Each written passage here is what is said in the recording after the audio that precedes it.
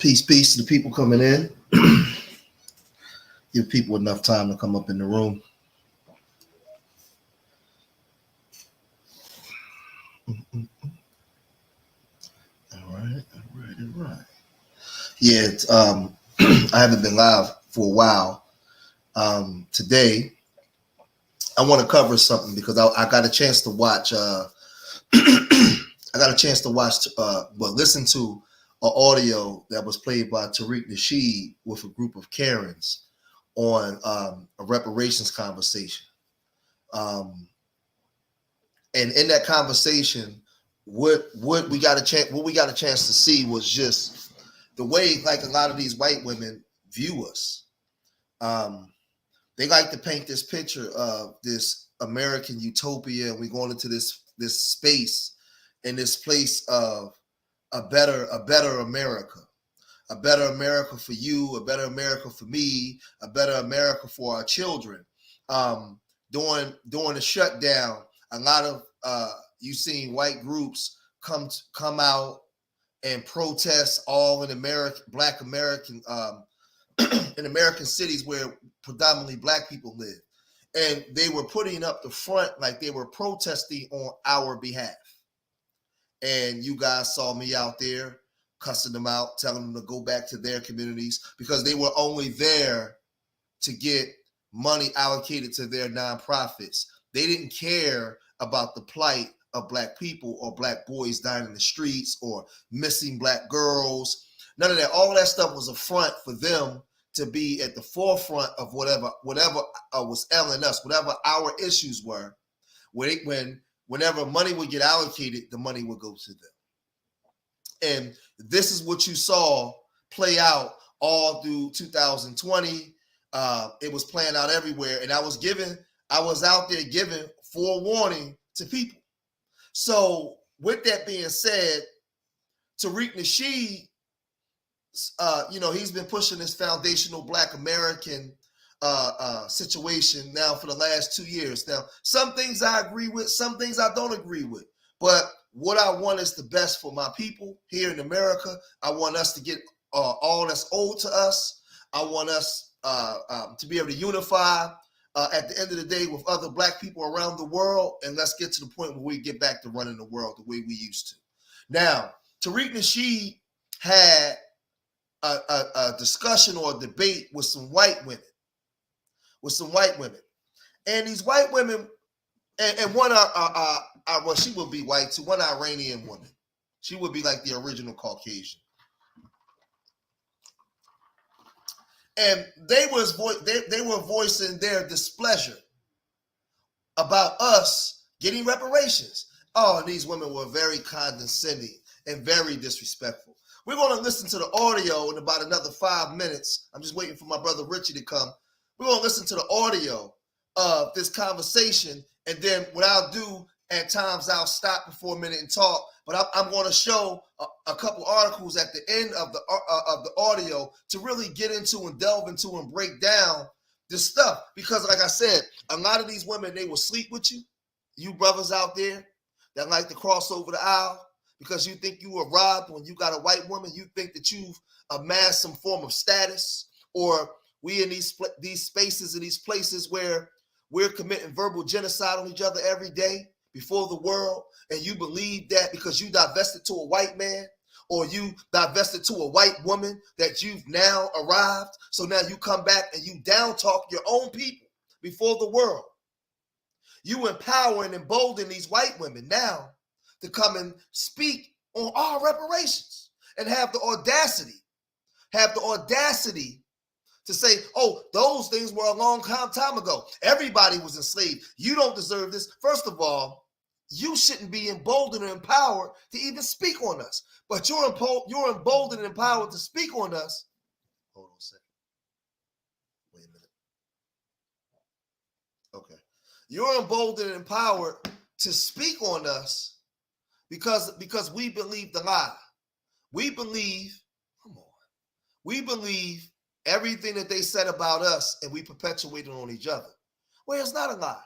I just sent my brother Riz a video 2 days ago of a Latino man that was about to hang himself out in public, and the brother seen him and stopped him, called him down off the tree, gave him a hug, told him he loved him, prayed for him. This is our people historically.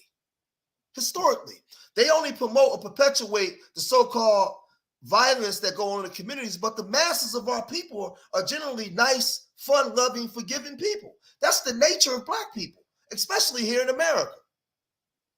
But they conditioned you to believe that you're something that you're not. So when like a Tariq being invited to come on to the show, right? He's speaking about our historical issues. And these same white women that will suck up and sleep with you, Black man, is the same white woman, when she see you trying to get some power for your people, she will step out against you.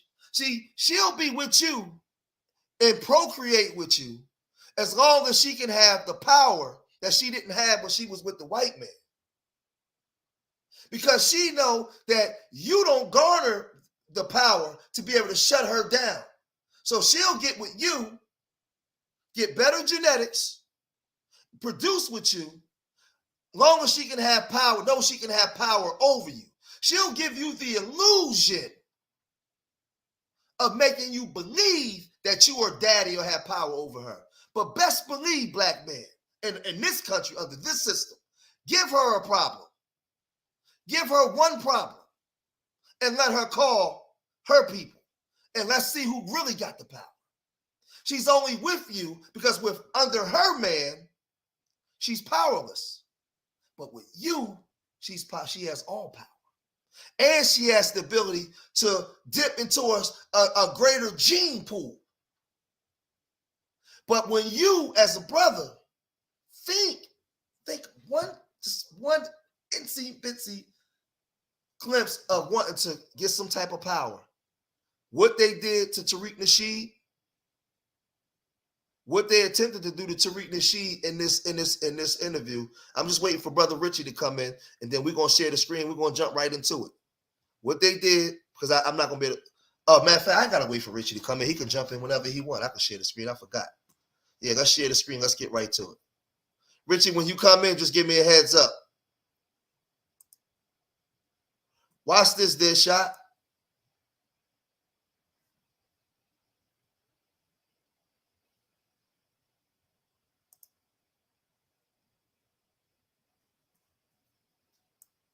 Oh shit, hold on for a second. Hold on. I made a mistake. Let me do this. Watch this, y'all. Hit the button. Now let's go.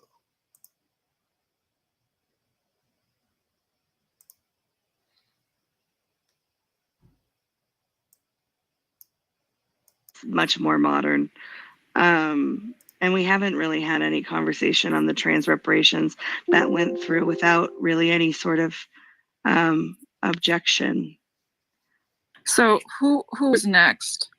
I believe it's Tariq and then Nico. Okay, go ahead, Tariq. How's everybody doing? I'm hearing a lot of different adversarial retorts about reparations, and reparations is not as difficult as many people try to make it seem. Reparations is very simple. It's for the foundational Black Americans, the descendants of the people who built the country from scratch and they were never compensated. Our ancestors created all of the wealth for the country, and that country has been locked in and maldistributed into the dominant society, and we've been locked out of it. And that money has compounded. There was a gentleman who called up earlier saying that after a few generations, generational wealth disappears. That's absolutely not true. After a few generations, that money compounds and it becomes stronger and it becomes bigger. We've been inheriting a debt as foundational Black Americans because we have never, ever been compensated specifically for the wrongs that were done to us. And it's time to get that compensation now. Reparations is a strong topic now because we've tried to play the game where we're going to be polite. We're going to try to play the kumbaya game.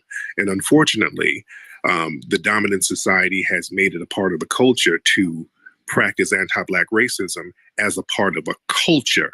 So instead of us trying to keep playing nice and play the kumbaya game, we're saying we just need to be compensated so we can do our thing. We need to do the right thing. People say we need to move on. We cannot move on with an inherited debt, and we're still suffering from that debt. So it's only a problem when foundational Black Americans are talking about being compensated for the wrongs that were done to them. When the Asian community, when they got reparations, nobody complained. The Native American community, they get reparations times 10. If you look at government grant programs and government grant websites, there's so many programs and set aside funds earmarked specifically for the red Native American tribes, but there's absolutely nothing earmarked for foundational Black Americans or Black people specifically. Anything that Black people get, it's under the cloak of a minority benefit where all people benefit from it, which is another form of slavery. So we're saying we don't want any more slave deals where if we get something, everybody else has to get a piece of it too, because that's been a trick bag and that keeps us on the bottom rung. So we're saying that we, as foundational Black Americans, for the first time in history. Real quick, pause it.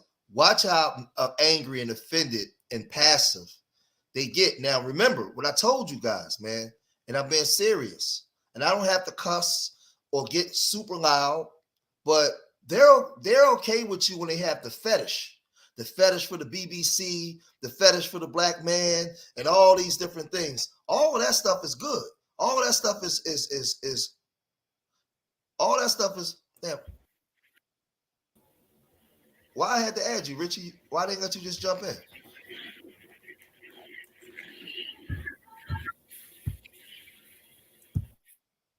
Yeah, all that stuff is all well and good, right?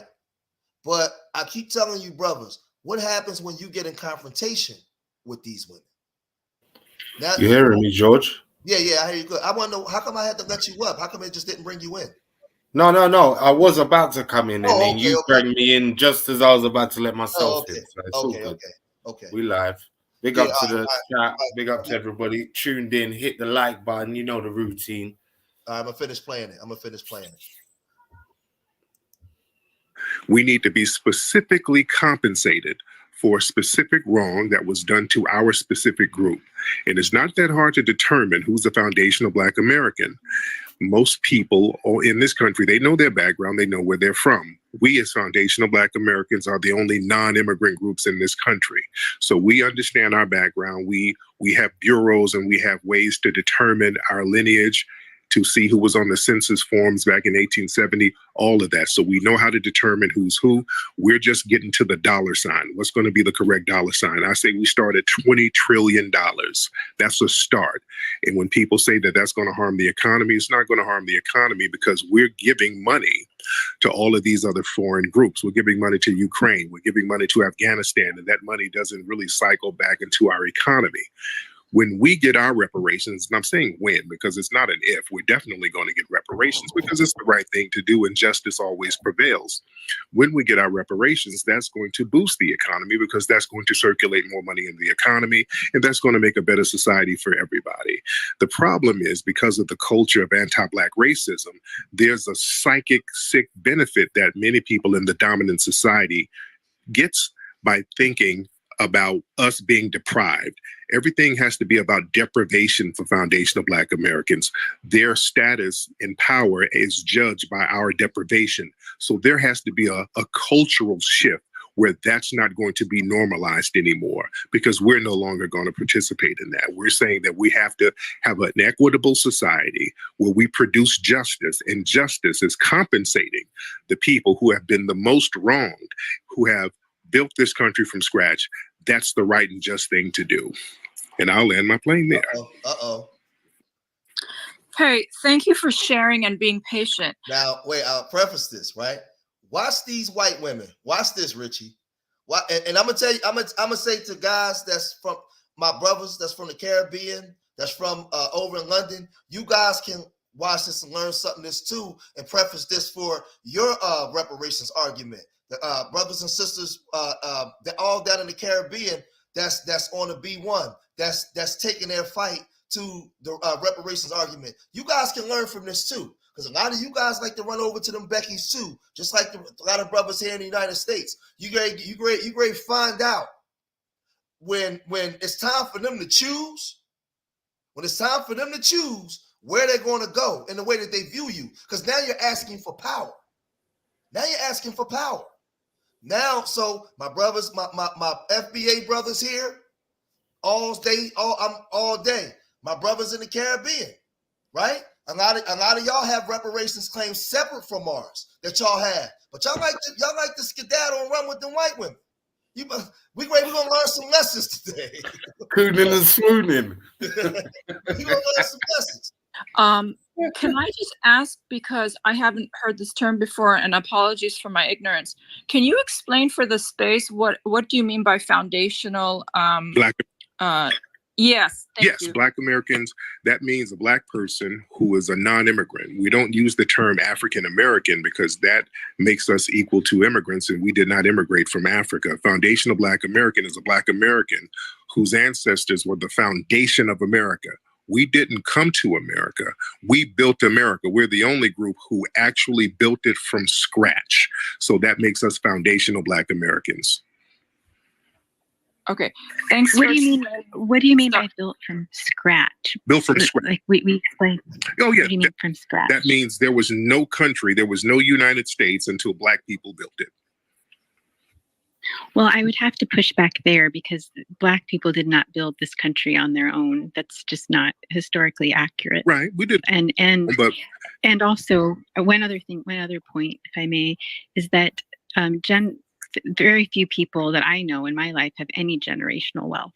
I have no generational wealth. My best friend has no generational wealth. So this idea that every living American would have just nonstop generational wealth, I also have to say that's just not factual. Well, not every American have generational wealth in tangible land or money, but the generational wealth comes in whiteness. There's the monetary value to whiteness itself. That's why immigrants came over here with $2 in their pocket, because they understood that their whiteness would get them benefits, privileges, intangibles. A perfect. Wait. Hold on. Just 1 second, please. I don't really want to. Some whiteness. People didn't come here because of whiteness. Like this country wasn't founded on anyone's color. And slavery existed in many different lands. I think you were listening when we spoke about it, but slavery happened on many different continents, people of many different colors. And so slaves were never chosen for their skin color. Different people had tribes and factions that sadly sold from all over the world, sold their own countrymen, even though it wasn't really a country. And the people with the emojis, Ash, can you help with that? It's just respectful, and we don't have that in the space, that just constant heckling. Yeah, guys, here's the thing. This is difficult. Racism is definitely a thing about color, but slaves weren't chosen for their color. And I don't think slave owners and tribes that sold their own people into slavery, I don't think they did it over color either. Historically, that's not correct, because over here in the early colonies, they absolutely made it color-based, and they were very explicit about slavery being color-based. And the white people who were indentured servants, they would be able to work out a contract, and they said that the Black people, or the Moors, would have to be enslaved for life. So they absolutely made it on a color basis. And they codified it by saying that the children of Black women will be enslaved. So it was explicitly. And I got to pause it right there too. And they're lying, because the Portuguese created that early on in the 1400s when they created the color base. And the Arabs also did it, because in the Arab slavery in Africa, they looked at the white man as a form of feminine. The white man was a form of feminine, and the white woman was the standard of beauty. So they would try to mix. Man, listen, people crazy, man. But it's gonna get worse. It's going to get worse as this thing go on, because now she already talked about it was slavery in all these different places. But watch how they start getting offended. And they're going to start shutting them down and not letting them talk, and then just saying little stuff here and there. But look at the Arab slave trade and the way that they view the white man. And this is why the white man always looked at the black man as a form of masculinity through his penis or his sexual prowess and his physical stature. Because during the time of slavery, they were looked at as feminine. Right. And the white woman, because so-called her hair or her light skin, was looked at as the form of beauty. That's what was passed on during the Arab slave trade and the Portuguese slave trade. So like, no, she's a goddamn lie. So, and that was prior to us even coming here. And then them coming here, and then the ones that was here bringing that here. So, but let's listen to some more. Based on color. In this country, when Black people were trying to get out of slavery, and even when we were free, there were still Black codes and there were still laws that would keep us in a detrimented situation. So all of it was about race. And when you look at some of the documents and the laws in this country, and even the Constitution, there's a famous passage saying that a Black man has no rights that a white man is bound to respect. That was in the Supreme Court ruling. So it was very explicit about race. And we were targeted specifically as Black people, as foundational Black Americans. No other group was targeted like us. Well, I mean, the East India Company took Irish first. That was before the African slave trade. But I really appreciate, we have got a lot of hands, but thank you so much for coming, and I appreciate it. And you can definitely get back, but let's let some other people respond. Yeah, absolutely. Thank you so much. And the Irish were paid, by the way, just to throw that in there. So I don't know what that means, but I don't even want to know what that means. But I appreciate you coming. I will say one thing, if I may. The probably the most sound part, and you can take this as constructive criticism, I'm a strategist, probably the most sound part of what I heard you say was the economic factor, that it would incentivize the economy. I don't particularly agree with it, but it's an argument that's been made by other groups. It's an argument that's been made by several other groups, that if you money will trickle down the economy, right? So I did want to sort of give credit to that, but thank you for sharing.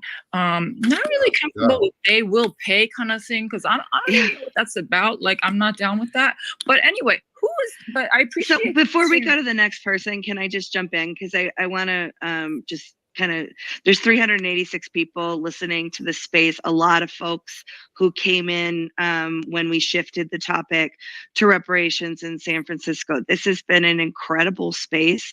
It's been very respectful. All of the speakers, I think, have been very respectful. And we, whenever I get the chance to co-host a space with Phenomenology, we really do try to make sure that every voice gets to be heard. We're not going to tolerate ad hominem attacks. We're not going to, tolerate people going after each other personally.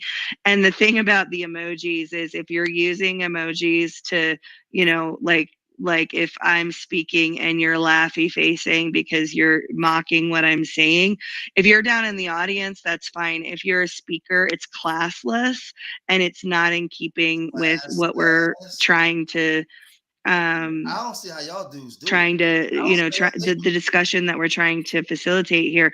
And to that point, I've listened to a lot and participated in a lot of spaces on reparations. And I think that the nuance of the argument that the advocates of reparations are making is lost in so much of the rhetoric, right? If you ask the average white person, they probably believe that reparations means that all Black people everywhere, no matter where they came here or whatever, get a big $5 million payout from the government, right? The nuance is important. And there's a lot, I think, that's said that is just missed in the way that these conversations are normally had. So we're trying to have the conversation in a respect, but I just wanted to reset because we do have a lot more people here.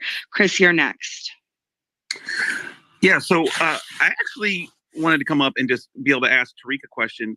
So first of all, Tariq, I you don't know me, but I am a co-host with Monica Matthews, and I know you did a very long space with her. And I heard it was very cordial.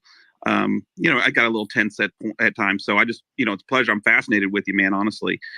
I grew up in a foundational Black neighborhood, all the way for the first 13 years of my life. And so I did want to ask you a couple of quick questions really quick. But first, I wanted to say I'm going to withhold my personal position on reparations because there's like 15 million policies out there. So I am sitting back watching what's actually going to move forward. I am fascinated with the San Francisco one. Personally, I would like to see California go bankrupt and split into multiple states. So if that's what it takes, have at it, But my question for you, Tariq, is given that the foundational Black American... I'm sorry, I didn't hear what you said. Can you say that again? So I said I was going to withhold my personal judgment on reparations because there's multiple proposals out there, some of which they just span a lot of different dollar amounts. No, but about California, something after that. Yeah, so I said that I am fascinated by this, and if it passed in California, San Francisco, or whatever, I would personally want to see California go bankrupt and split into multiple states, if that's what it takes. Okay, so I live in California. Mm-hmm. I don't want to see that. Okay, well, I don't think that's American. I'm just going to tell you right now. I don't think it's American to want another state in the union to fail. I don't want Texas to fail. I've been calling everything out on this space. I don't care where anyone stands. I'm sorry. I'm just speaking it like I see it. Okay, that's fine. I live in California. I pay taxes. I pay a whole hell of a lot of taxes. Yeah, you in do. California. You definitely do. So my question. And I would appreciate you not saying that while I'm in the space. Thank you. Okay. Well, I want California to succeed really good. I just want it to be. But real quick, I don't like that. When she makes the statement, I would appreciate you not saying that while you're in the space. So he can't come and say what he want to say in the space because she doesn't like it. But watch how it's going to ramp up now. That was a red flag for me when I heard that. Like, wait a minute. So, Richie, we over here, somebody come and say something we don't like, but we never told somebody they couldn't say something in the space unless they was just like disrespecting a sister or brother. Like it was like, but that wasn't nothing. That was his opinion. That's how you deflect from a systematic situation and you focus on the individual situation, innit? That's where they tell you a few bad people don't make up the whole system. And because she personally has a problem with what he's saying, somehow he can't speak now on a generalized situation that affects millions of people, but her opinion's got a whole weight.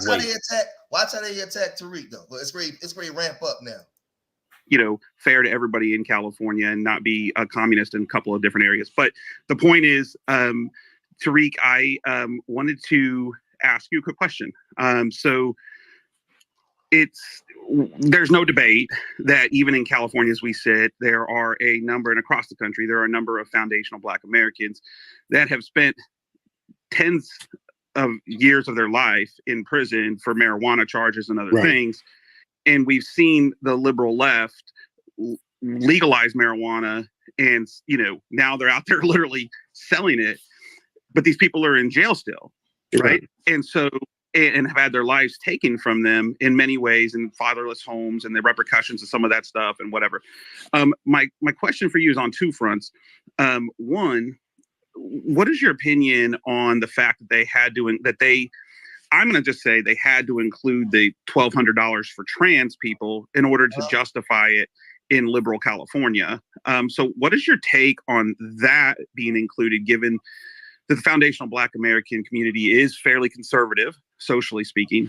And then I'm going to cap it at one, Christopher, because it's not your interview. And a lot of people have had their hands up. I made Tariq wait a long time to speak. If you want to contribute, you're welcome.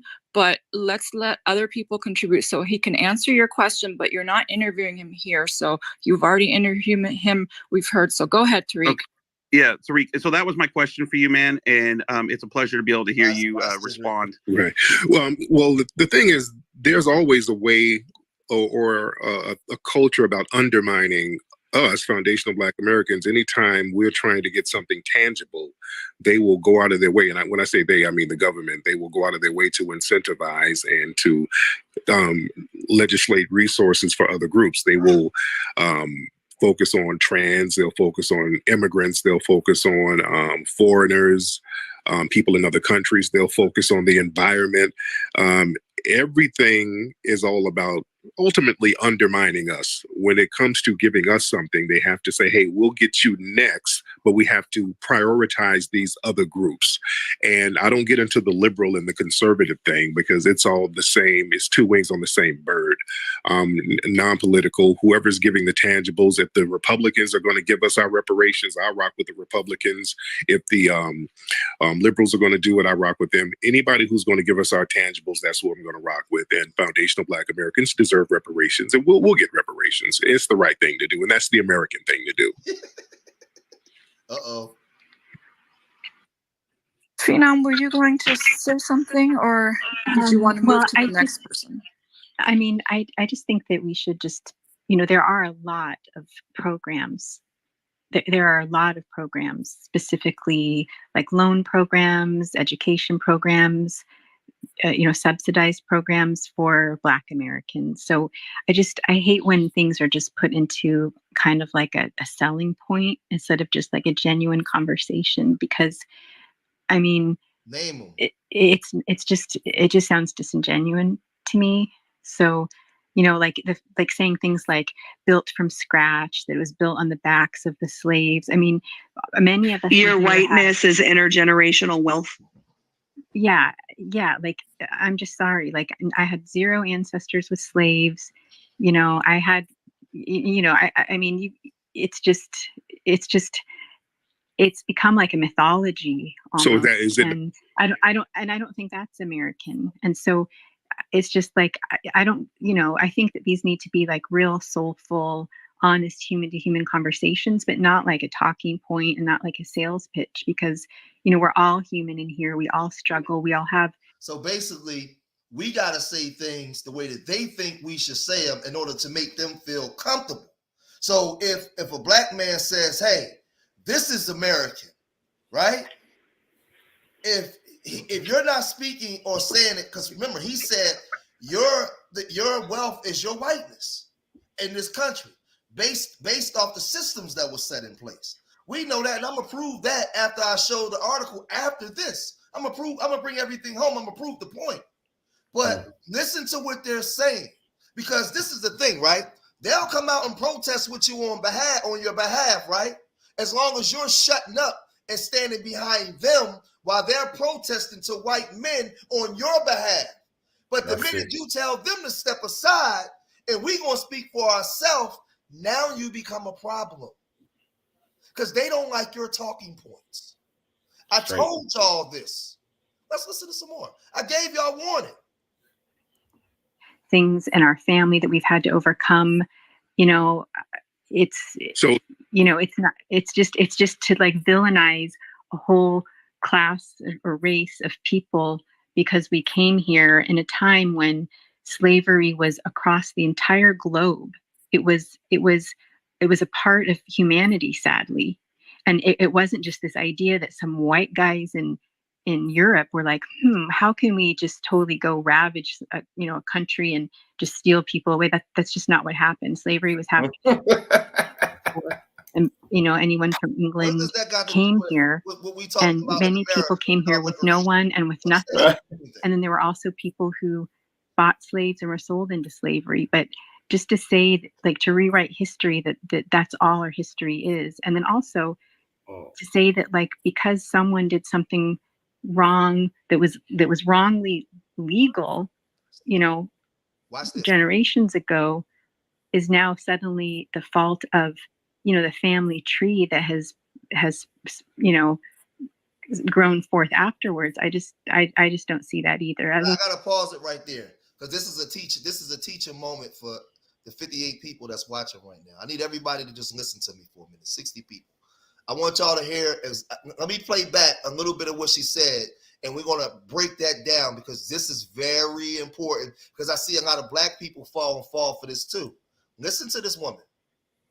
Just listen, y'all.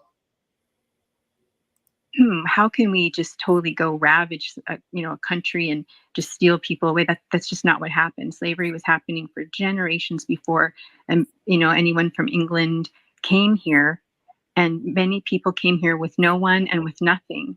And then there were also people who bought slaves and were sold into slavery. But just to say, like, to rewrite history, that's all our history is. And then also to say that, like, because someone did something wrong that was wrongly legal, you know, generations ago, is now suddenly the fault of, you know, the family tree that has you know, grown forth afterwards. I just don't see that either. That's a hard sell So, for me. ma'am, Now, something that would be more realistic to me is if you wanted to find some way to go back to that specific family that held a plantation and had someone in your family as a slave, and you wanted to go to them directly, you know, that makes more sense to me.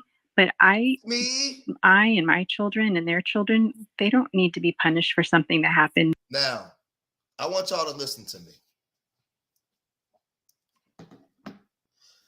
I don't think that you guys understand the level of disrespect that just took place right there in that 2 minutes of her speaking, because white women, you know, she didn't curse, she didn't raise her voice, but she basically just told you to kiss her white narrow ass, sit down and shut up and stop complaining without even raising her voice.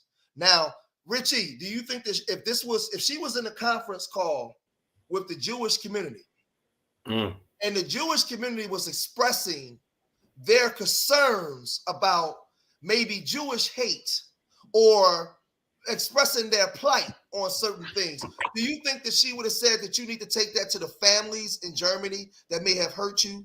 You guys, that was a long time ago, and what happened to you in Germany happened to the Cambodians in the killing fields. It happened to the Africans in colonization in South Africa. You think she would have made that statement to white Jews? Nope. And remember, at the end of the war, straight away, Germany was made to pay reparations to the UK that bankrupted the whole country, because there is no, you're going to war with no reparations and you lost. That don't happen. But see what she said? That was a long time ago. So that right there was a red flag where it should have went off, because there are still people that are affected by it. You still have living family members whose grandfathers were hung, grandmothers was hung in the 40s. She don't care nothing about none of that, because she doesn't respect you enough to see your plight, because history has never made them have to respect us. Like my brother Riz said, they come here to make our life a living hell. They don't care. See, when she has a sexual fetish for you, that's fine. But when you want to stand up for yourself and create something separate from them, now you become a problem. See, this is not their business.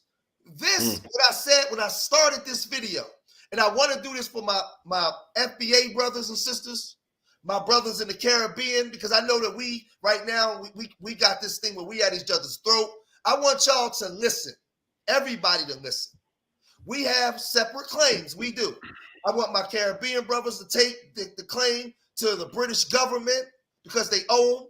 We need to take ours to the American government and the British government because they owe us, right? And understand that while we're fighting amongst each other, and you got new groups of immigrants coming in here cooning for white people, this is the way that they view you too.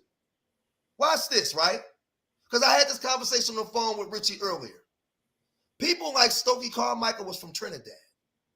He came here to America and became a leader amongst our group because we love our people. Back then, the immigrant that came from the Caribbean, we all seen each other as the same. It was none of this division. We was the same. When Farrakhan came here, whether you like him or not, he ain't from here, but he became a leader amongst us because we see ourselves as the same. What the white man did was create systems to break that up,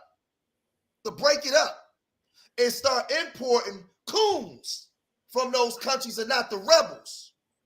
Coming to this country, they start cooning and buffooning. So now you have an FBA that's born out of that because the Black Americans are tired of the coons coming over and separating from us. So I'm playing this to let you guys know the coons in America and the coons overseas, this is the way these white women view your plight. They don't give a shit. So while we fighting amongst each other, or you divesting to a white woman because you don't like the black woman, you divesting to a white man, this is the way that they view your plight. They don't want to hear it. What happened to you was a long time ago. Get over it. This is what they're saying to you. So we should have an FBA. We should have our brothers and sisters in the Caribbean having their systems, but we got to stop fighting. We got to stop cooning. We got to stop fighting, because I'm telling you, we're doing it in front of the world, and this is what they're saying. Let's listen to Tariq's response. That was a bad part of our humanity. And further, in the Civil War, there are many men and women that fought very hard to end slavery, and that's never mentioned in these conversations ever. It's it's usually full of just hate. And I also look. Listen to what she just said. And my children and their children, they don't need to be punished for something that happened that was a bad part of our humanity. And further, in the Civil War, there are many men and women that fought very hard to end slavery, and that's never mentioned in these conversations ever. It's it's usually full of just hate. And I also, my best friend's actually Black, and I know how people talk, and they talk when they're alone, because I get to be part of that conversation because she's my best friend. And so I think she knows the secret handshake, George. One family, it was the U.S. government that solidified slavery, and that's who we're targeting for our reparations. They need to pay us. It was the government who codified our enslavement. We couldn't get out of slavery because of the United States government, and that government still exists, pointing to slavery. The government is made up of people, Tariq. It's not just some headless entity. You know what I mean? So when you're talking about people. Whoa. Who's talking? Please. Sorry, that was me. Please mute. Thank you. Go ahead. Okay, well, let's go. Let's let Tariq finish real quick, and then I want to say something, and then go ahead. Yeah. We're talking about something that happened with the U.S. government. People talk about slavery being in this place and that place. A lot of these other governments don't even exist. And if there's a problem with slavery there, they need to deal with the slavery there. We're dealing with the slave issue here. And the problem with slavery and the legacy of slavery, and it's still the same government that committed these crimes of humanity, and that has to be rectified by the same government. When people say, well, I didn't own a slave, well, your families immigrated to a country that was built on the wealth of Black labor that was not compensated, so they inherited the debt of the United States. So Wait, but you're saying that again, like this entire country was not built on the wealth of yes, Blacks. It was, Some people held slaves and many didn't. And many people of all different, backgrounds that came here built this country. There was nothing here. Ma'am. That's not. Yes, it is because true. It is no, true. it's not true, man, because if that were the case, you wouldn't have fled your homeland in Europe and certain places. The wealth. Facts. Listen, watch this, right? They about to be very offended. But the sad part is they know how offensive they're being right now to us. When she said I got a Black, see, I don't know if y'all missed it. She said my best friend is Black, and because of that, I'm privileged to be in on the conversations. Come on, she's got the secret handshake. So she's in. So tell us what are they saying when they're saying it around you? See, this is what I'm saying. And then we got to know what kind of best friend are your best friend, huh? Are they Black centered? Because we know integration. We know. Me and Carl for President Anthony. We know that integration has done a doozy on a lot of the minds of our people here in America. And me and Richie was on the phone. What did I say to you, Richie, earlier today?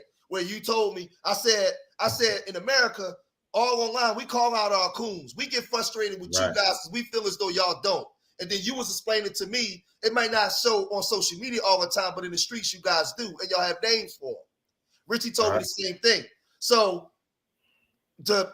normally, because I don't want to classify everybody, but in a lot of cases here in America, if you are a Black person and your best friend is white, I would probably guarantee on the roulette table that you are not Black centered. I'm just saying. I can almost guarantee. Keep it real, please. This country was built by foundational Black Americans. No, wait. Will you repeat that? You're saying that we left Europe. Yes, because because of slaves. You left because of the wealth that was generated from Black labor. It got you out of the slums of Europe, and you had to come here in order to be successful. That's what I'm saying, ma'am.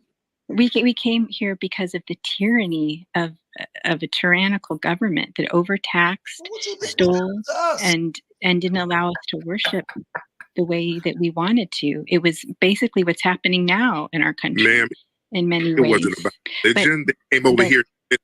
Let her finish, and then we'll go back. Yeah. Well, really, the space isn't meant for each speaker to just keep going. You know, it's like you've said your piece, and I'm really glad that you did, and thank you for being here. And then I said mine, and then it's not meant to just keep going back and forth like that. We've got a lot of people speaking.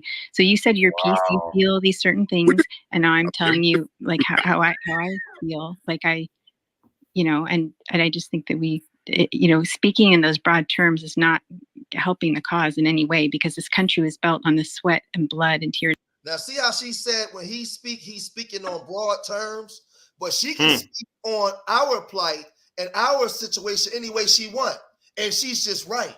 This is what I'm trying to tell our people, man. But we've been conditioned when white people come around, you start tucking in your Richie. Watch this, Richie.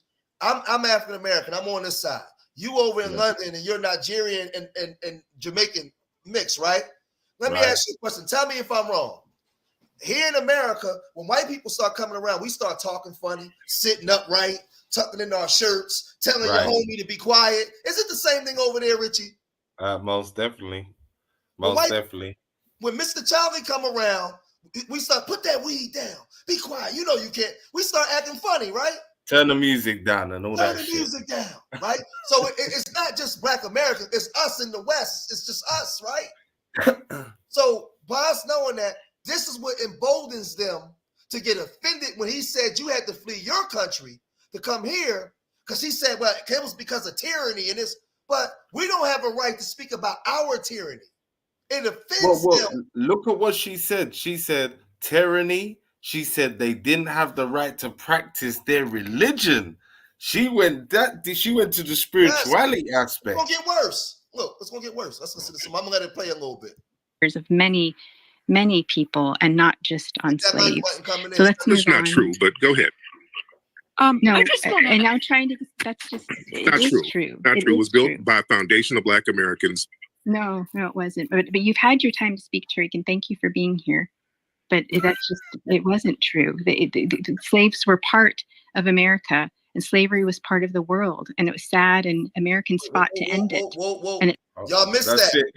When she said slavery was part of America and slavery was a part of the world, we know that. But what she's doing is marginalizing what we're saying. Because if you're in a conversation about compensation for a wrong, you don't go, it would be very disingenuous and disrespectful for the other group to say, well, this happened in the world. I'm not talking about what happened in the world. I'm talking about what happened right here at 59th Street. And that's exactly what she's doing. But if you notice, not one time is she's raising her voice, not one time is she's cursing. Because in America, as a white woman, she doesn't have to do that to get her point across. Because if you get unruly or out of line, she just called Mr. Charlie on you. That's it. It's still happening in places like Libya, where they're still lining them up and selling them. It's horrible. To do with us, ma'am. So I just want to say when you were slave has nothing to do with. Yes, it does. You're in the same. Okay, I'm going to mute you for a second because this back and forth. I want to say something to this, and then we can move on if that's okay, Phenom. So what I want to say is, okay. My family came here in 1985. Okay. Here we go, Richie. My family's somebody is. These are the coons. Somebody is not on mute, and it's not the. Hold on now, Richie. When we talk on the phone, this is why FBA was formed. It has nothing to do with people like you that's from the Caribbean or Africa.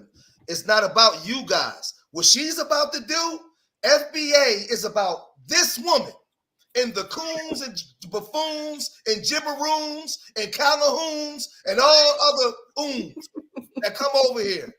This is what this is about. Watch this, Richie. It's not about all my brothers and sisters in Africa that's on the B1, that get it, that understand who the true enemy is, the brothers in the Caribbean. FBA is not talking about y'all. It's talking about these people. Watch this. Oh, okay. It's somebody else. I don't know who it is. Please go on mute. 1985. We have nothing to do with any of you. The ancestors, none of your ancestors, not the slave holders, owners, or the slaves. Nothing. Okay? We don't come from even that part of the world where you came from. We came here, okay, with wealth. I'm just going to say it. I pay a lot of taxes every year. My family pays a ton more than I do. I have no ancestors that came here. I have no ancestors who got rich off the backs of any slaves, okay? And I know that. I know that because I know my ancestors' lineage, and they're from Iran, okay? And so the fact that you said this, you came to this country and inherited the debt, I gotta tell you, if you lost me, man. If you had me, which I was not that you had me, but I'm like trying to give people I try to give people the benefit of the doubt. But I came here in 1985. My parents, first generation. My parents brought wealth here. Okay, no, my parents funded welfare and healthcare here. Okay, gleefully. Did you hear what she just said?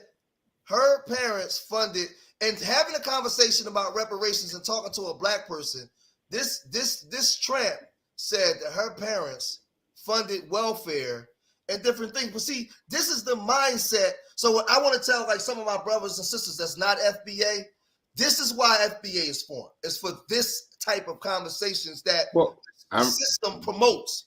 Go ahead. Don't forget, Georgia, you're talking, she just identified she's coming from the Arab world. Yeah. So they're the true veterans of slavery.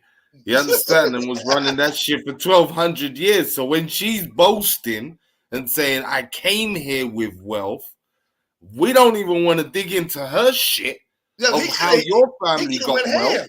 He could have went in on that, but he didn't even touch it. He didn't even touch it. But just in her tone, in the way that she said, I'm not connected to your people and your ancestors. First of all, if we was in her country having that conversation and I made that statement, they would kill me. They want to kill me. But again, the level of discontent and disrespect I'm trying to show all of our people while we're fighting amongst each other, they don't like us unless they can interbreed with our genetics. That's it. I'm not making up nothing. I'm not lying. I mean, how much more do we need? We have the historical references to show, from these pale Arabs to the Europeans all throughout the West. The history speaks for itself. So even in our conversations, they're still going to undermine you. This woman said, my family contributed to welfare. Who the hell are you talking to? Knowing statistically by numbers, white people on welfare more than black people, even by the number. Don't go by the statistics. Add up the number of black Americans compared to white Americans, and then who's on welfare, who's ain't. It's them. But because our image has been stigmatized based off of what they've done, other immigrant groups come here and still view us a certain way. That's a reparations clause in itself. Because if me and Richie wanted to open up a business and put it worldwide, we might not be able to put our face on the covering. Because as soon as they see us, the very sight of us is a problem. That's why he said your whiteness was your wealth. Because my blackness it deprives me. But let's listen to some more. Okay, and no. My ancestors, I bear no shame for what happened in this country. None, zero, zip, nothing. Why even make that statement? I'm done. I don't agree with that because I'm sorry, what? She said, I bear no shame. Nobody asked you if you bear any shame. Why even make that statement? Why? What? But see, I want you guys, 75 people in here, make sure you guys hit that like button. If you can support the Cash App, hit Urban Nerds. See Richie, see Riz, Alexis, Sharon. It's not the fact that she said it. Richie, I don't even have a problem with her saying it. You know what I have a problem with, Richie? It's the mindset that told her it was okay for her to say it. It's what's embedded in her mind that before she said it, what is inside her mind that's telling her it's okay to speak about another people foreign to her about their plight in that manner. That right there is the issue. That's the issue. Brother, see, this is, I'm going to say this as well. This is the thing. Again, when you flip the script, they can quickly understand the same narratives if it's done to them. That's another reason why she went straight to no shame. Because when you understand what it is, because again, if I come into your house, beat up your whole family, rape mums, rape you, rape your kids, you know that's not a good look. I don't care what language you are or what you look like, you get that, innit? So straight away, whenever they talk about this reparations issue, they understand it speaks to the very savagery of them. And there's no amount of money that's going to top it. That's why she straight away spoke to that vibe. Because again, that's what it's truly about. That's why it's so enormous to them that they can never admit to what they've done and what they continue to do. Because again, it calls into question their very humanity. You know what I'm saying, brother? Yeah, like this is why they go to them quick statements there, and she's quick to grasp on that shit. Let's listen more. Go ahead. If your family came over here with wealth from Iran, how come they didn't stay and build up Iran and get the people out of poverty there? Good point, Richie. He won't be offended. Okay, I'm gonna explain something to you. First of all, there's no logical. Please go on mute. There's an echo. There's no logical correlation between your question and what I said. My question had a logical correlation to what you said. I'll tell you again. You said I inherited the debt of this country. And I'm saying, no, I didn't, because we didn't have anything here before 1985. We came here and this country was built. So okay. Business. Should I play a part in keeping the maintenance of this country going? Yes, of course, sure. As much as anyone else, as much as any other citizen. But I'm making a point, and the fact that you're asking me why we left Iran, you don't know what we left there. You don't know. How do you know the dynasty wasn't left there? How do you know people weren't being helped there still? You're making assumptions. Of the there now because of the hold on a second. Let me finish and then I'll let you speak. Well, Sphinx, it's almost like he's saying, it's almost like, can you imagine? Wait, now, you hear how offended she is and how offended they are right now? But they're not offended in telling you about your situation. See, they get to leave these places. Where does the African American get to leave and go and get out of his tyranny? Escape his whatever's going on here. Because remember, she said she wasn't connected to whatever happened to our ancestors here. So she got to leave tyranny and come here and start over. So everybody in the chat room is 79 people. Everybody heard her say, because I want us to leave, I want us to be edified. The immigrants that come here cooning, their arguments are they get to leave their country under the tyranny or the totalitarian governments that they're under. Come to America and start over. If we have a reparations plight in the West, and we're saying we had all of these years of systematic oppression, physical, psychological oppression, where do we get to go? Where we can start over and be separate. So they come here, started over, and have a voice on your plight here. But see the irony in that? She's from Iran, running from a place to come here to have freedom. We're talking about the freedoms we didn't have here, and she's in our conversations. See, I'm gonna say something unpopular, and I'm not advocating violence on nobody, but I'm saying in our communities where young black boys are killing each other every day, I'm gonna be honest with you. Down in Jamaica, where you got the Rastaman, the bad man, they should be afraid to come into spaces and speak about our issues for fear that it's possible things can happen, because the blood and the death of our people should be so serious that we won't tolerate it. We can argue FBA and brothers and sisters in the Caribbean amongst each other. That's a family fight. We can have that argument.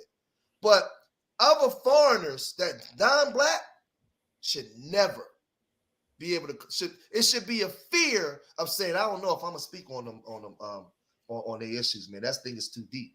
They're comfortable. This is an Iranian woman that's admitting her family came here to escape tyranny and build wealth. And she has the mitigated audacity to be speaking on another oppressed people's plight. If that ain't enough, are y'all getting this? That's how comfortable they are. This is it. It's just, I just want to finish this and then we're going to move on. It's look, your argument weakens when you do that. When you say, how come that? It's irrelevant. Okay, you don't know that because so one country is not doing well. You're gonna say that's a reason for another country to pay reparations. It makes no sense. It's illogical. I'm not even gonna fancy it. But I do appreciate you coming and being patient and waiting your turn to speak. Phenom, I don't want to hijack your space. I know it's late. Go ahead. No, you're not. I just want to say that the comment about like, why didn't your family go back to Iran and build wealth there? I mean, you could ask anyone from anywhere, including from Africa, why do you not go back and build wealth there? I mean, that was just kind of an outrageous thing to say. Well, we got to go you don't know the background of any person on this stage. Somebody said Tariq. that tonight and said to a black person here today, why don't you go to Libya and take your grievances with there? And I spoke up and I said, whoa, this is irrelevant. Well, that was talking about getting reparations. See how hypocritical they are. So, but she's right though. But she's right, Tariq. She's right. You got to acknowledge that. But when you say that, you are opening it up to, you know what? To when people say, hey, you know what, buddy? If you're not happy in this country, leave. Go somewhere else. I know you didn't. But you're asking a question that's irrelevant where you don't even know if my family still has roots there. You don't know if my family has a foundation there. And you don't know. And here's the thing. I don't know an answer to you. Okay. I was pointing out a weakness in your argument and you wanted to point the finger back. That's fine. But I'm just letting you know, okay, that's not an effective way to debate. Go ahead. But you were saying that you had this way. Like, look, I know that I obviously I didn't really know who you were before you entered the space, and I'm grateful that you came. But just because you're of sorts doesn't mean that you get to just continue talking. There's a lot of people here. We give them all equal time, and we've cycled back many times, and people come back on the stage as well. I've been very respectful. I'm not over talking anybody. I'm asking simple questions, just asking for answers. I'm not over talking at all. I know, but you had your chance to speak, and then I responded, and then she wanted to respond, but you keep responding, and then it keeps a continuous conversation just between us, and then other people. You can have the last word. Is that what you're saying, ma'am? We're the hosts. She can have the last word. You have not. No, I didn't. You have been respectful. That's the thing. You have been respectful. I'm going to tell you right now. You have been respectful, but you know what? You're also coming back and doing a Q&A, and you're not the host. You're not the host. So also, there's a total lack of chivalry too to say. So she just wants the last word. I mean, come on. What chivalry? What chivalry? You hear this, man? Listen, this is what they do, man. This is what they do. Slap. They pulling out all the stops. Get the hell out of here, man. It's her space. She's going to get the last word. I'm sure in your spaces you get the last word. I don't know. About the last but we need the last word to be truthful. If you say it's not, you don't get to decide what that is. It's about me responding to the very long conversation that you've had with a few people here on the space. And then, so you said your very long, opinion and statements. And then, when she talking to a black man, she keep using that word very long and shit. Like, I listen to them when they talk, man. I'm telling you, bro, people think I'm crazy. I know I'm not crazy. She listen to how calm and the way she's talking, her words. I know how they do when they operate with us.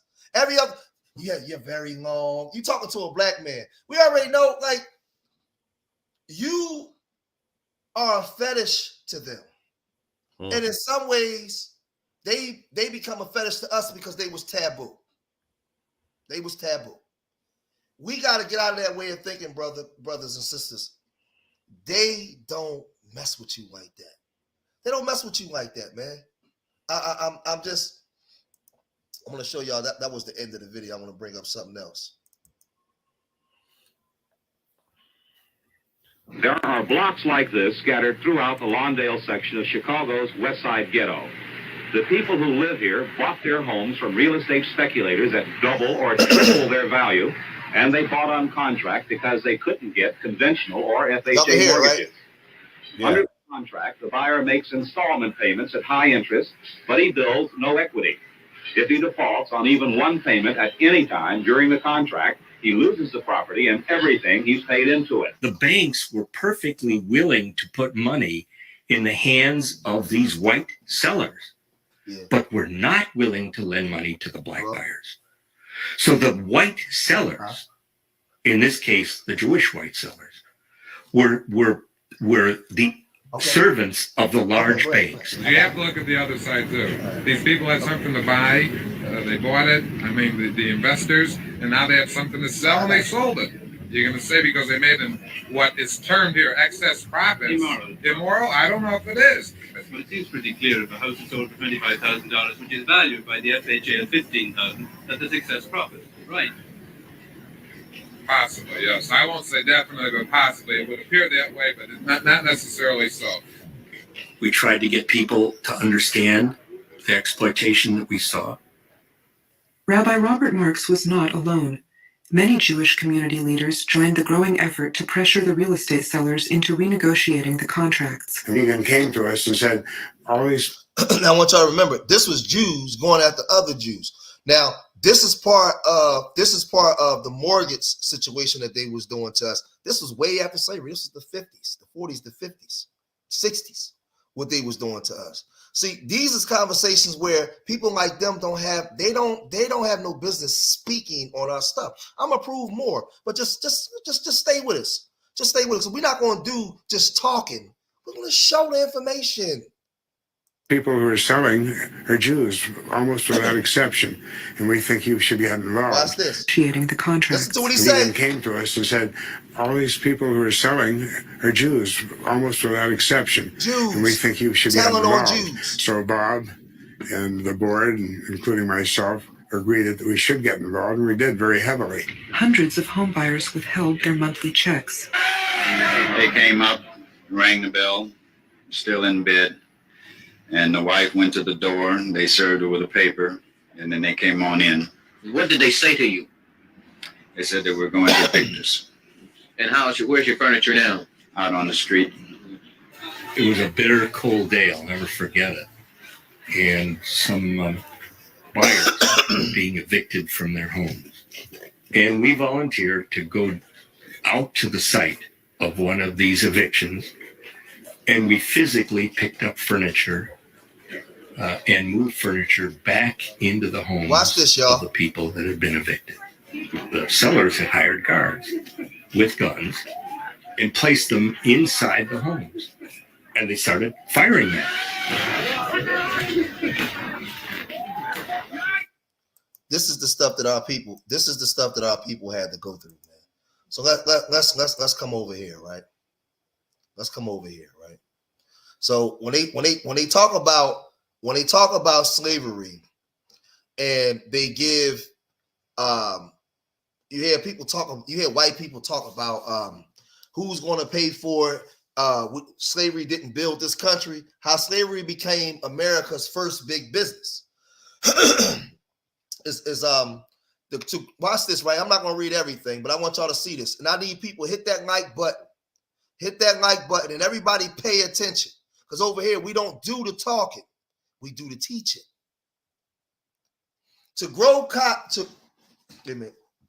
cotton that will clothe the world and fuel a global industrialization, thousands of young enslaved men and women, the children of stolen ancestors legally treated as property, were transported from Maryland and Virginia, hundreds of miles south, and forcibly retained to become America's most efficient laborers. As they were pushed into the expanding territories of Mississippi and Louisiana, sold and bid on auctions, and resettled into forced labor camps, they were given a task to plant and pick thousands of pounds of cotton, right?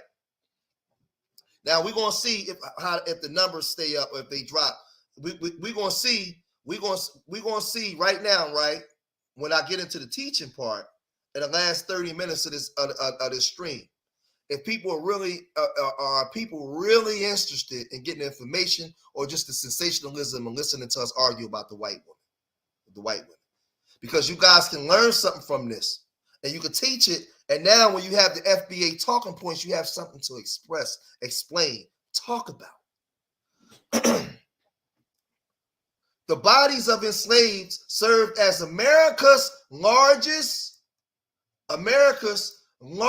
financial asset and they were forced to maintain America's most exported commodity. In 60 years, from 1801 to 1862 is when America really started forging themselves as a power broker on the world stage. The amount of cotton picked daily by enslaved persons increased 400%. The profits from cotton propelled the U.S. into a position as one of the leading economies in the world and made the South its most prestigious region. The ownership of enslaved people increased wealth in the Southern planters so much that the dawn of the Civil War, the Mississippi River Valley had more millionaires per capita than any other region. In recent years, the growing field of scholarship has outlined how America, through the country's geographic growth after the American Revolution and enslaved desires for increased cotton production, created a complex system aimed at monetizing and maximizing the labor of the enslaved in the cotton fields in the Deep South. Now I'm going to go down here, right? Hold on for a second. P.R. Lockhart, when you talk about the sort of myths making that has been used to create specific narratives about slavery, one of the things you focus on most is the relationship between slavery and the American economy. What are some of the myths that get told when it comes to understanding how slavery is tied to American capitalism? One of the myths is that slavery was not fuel for the growth of the American economy. The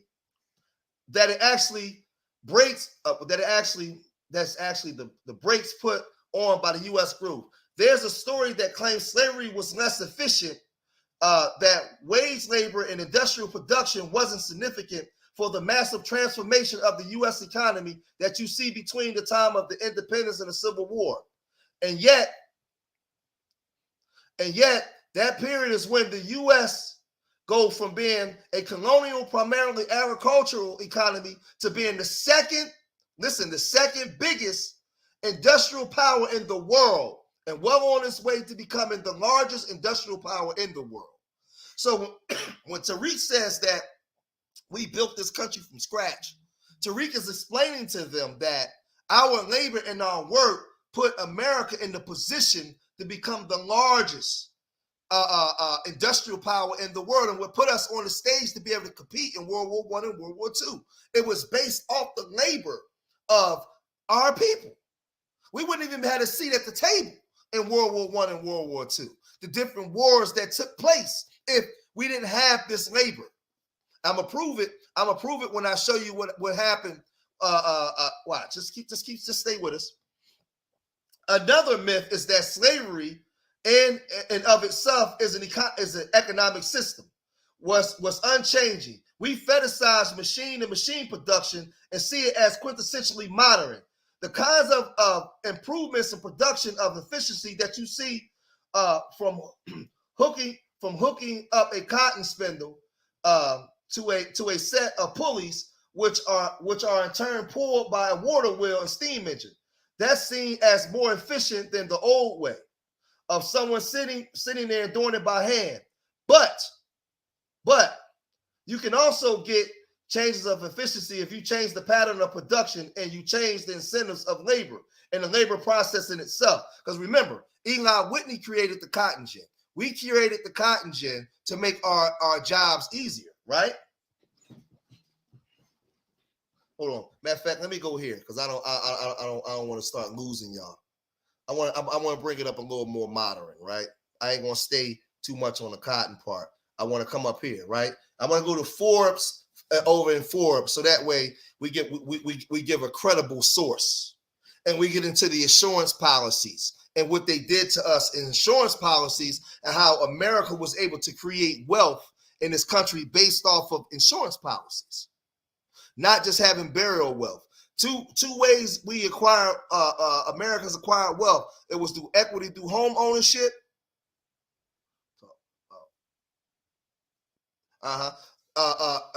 Through equity, through home ownership, and also through insurance policies, right? As far as back as the 1800s, some Black Americans have associated life insurance primarily with one thing: paying burial insurance. That's still like that to this day, paying burial insurance, because they wouldn't give us the full insurance where we can leave wealth to acquire property, to acquire equity, to acquire wealth. They would only give us burial insurance that was limited. Watch this. It's part of the ugly history of race-based life insurance pricing and a practice that promoted buying small policies to cover funeral costs, and that didn't fully wind down until the 21st century. So this is another part of economic racism that they was practicing that these white women know, but they're not going to talk about it. I've been talking about this, but this kind of information doesn't garner a following. So for years, I talked about this, but you guys don't show up to hear it. So we don't talk about it no more. But I could pull up the information, it's still here. For decades, it was a standard practice at some insurance companies to charge Blacks more for product and offer them small face amount burial insurance that provided little value for the premium they paid. These practices led to litigation and settlements that were resolved not that long ago, says Judy Hopkins, head of legal at Haven. But most of that stuff, what hasn't been resolved?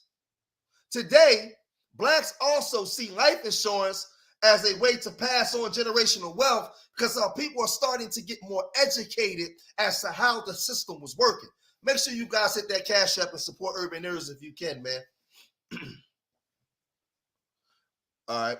Today, Blacks also see life insurance as a way to pass on generational wealth. A new survey from Haven Life shows 22% of Blacks value life insurance as a way to pass along generational wealth, compared to only 8% of white respondents. This opinion, too, is likely formed from decades of discrimination, because whites have moved on and found other ways to acquire wealth where we're behind the 8 ball because of miseducation. And I always tell Riz, we're not devils. We just believe the lie. We're conditioned to behave a certain way based off of conditioning. So now what I'm doing is teaching where the conditioning come from. So we think this way based off of years of misinformation and discrimination. Remember, when you think about Black communities, it is well documented that they have been deliberately discriminated against for centuries regarding all sorts of access points for acquiring generational wealth, from housing discrimination to the GI Bill to limited education opportunities, says Hopkins. Well, you guys know that I always show all of, matter of fact, where is it at? Hold on. Let me show you guys something real quick.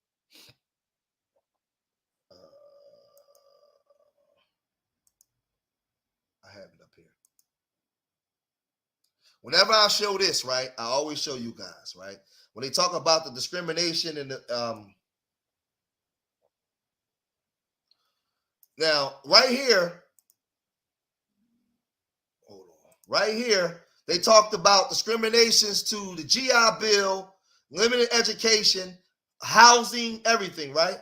How many times you guys saw me pull this up when I showed you Executive Order 8802 prohibiting racial discrimination in the national defense industry in response to intended first march on Washington. How many times have you guys saw me pull this up over the years? I've been pulling this up and giving it to you guys. How many times have you saw me come down and give you, where's it at, on housing? Executive Order 11,063, ban racially discrimination in federally funded housing. I've been giving you guys this. I don't come online and just talk and never share my screen and talk for 2 hours and I'm able to keep 200 people in the room. I come online and share my screen and teach, and I have 100, and then it dropped down to 5. That's how backwards we are as a people. If I'm talking and entertaining you and saying this way, I can keep you guys. But if I share the screen and show you the facts, so that way when you scream FBA, you can go out and have facts to teach. You guys don't stay for the information. That's why I ain't going live in the month. I don't want to talk. We got to teach. It's brothers like Riz and Richie say, George, come back and talk. So if I have 80, if I share the screen, I expect to keep 80 because I'm giving you FBA information. Everybody should have this.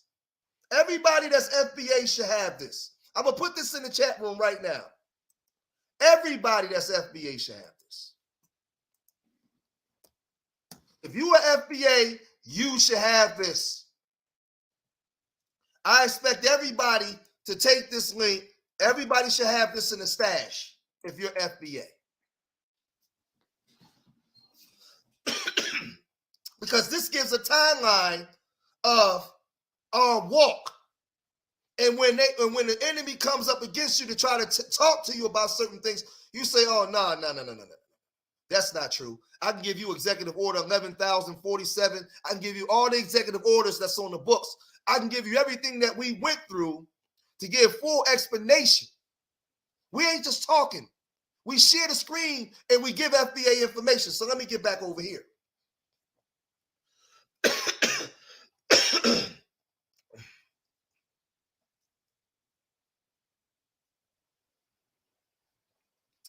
The lack of opportunity compounds over time, and this could be why many studies have shown that Black individuals tend to view or purchase life insurance as a means of generational wealth than compared to other races who have reasons of purchasing, right? So as owner of Phelps Financial Group in Kennesaw, Georgia, Dwayne Phelps guides clients through investments and retirement decisions, including ones about life insurance.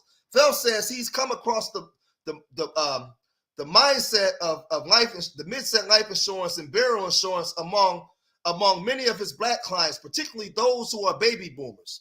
I just had a client recently who basically said, I'm not trying to leave my children a lot of money.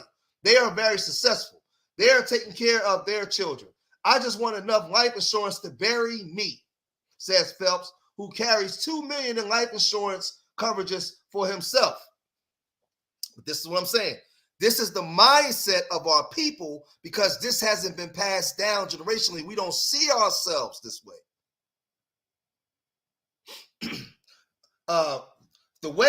That way of thinking might help to explain why Haven Life survey shows that the median value of life insurance policies held by Black Americans sits at just $50,000. Compared to a medium coverage amount of $150,000 amongst whites. Because when whites die, or other groups, they tend to leave their children money, some type of wealth to add on, or to pay off debt. Excuse me, man, I'm just getting over. I've been sick all last week. I'm just getting over, but we don't have that mindset. It's not because we was born with one less chromosome or we're stupid.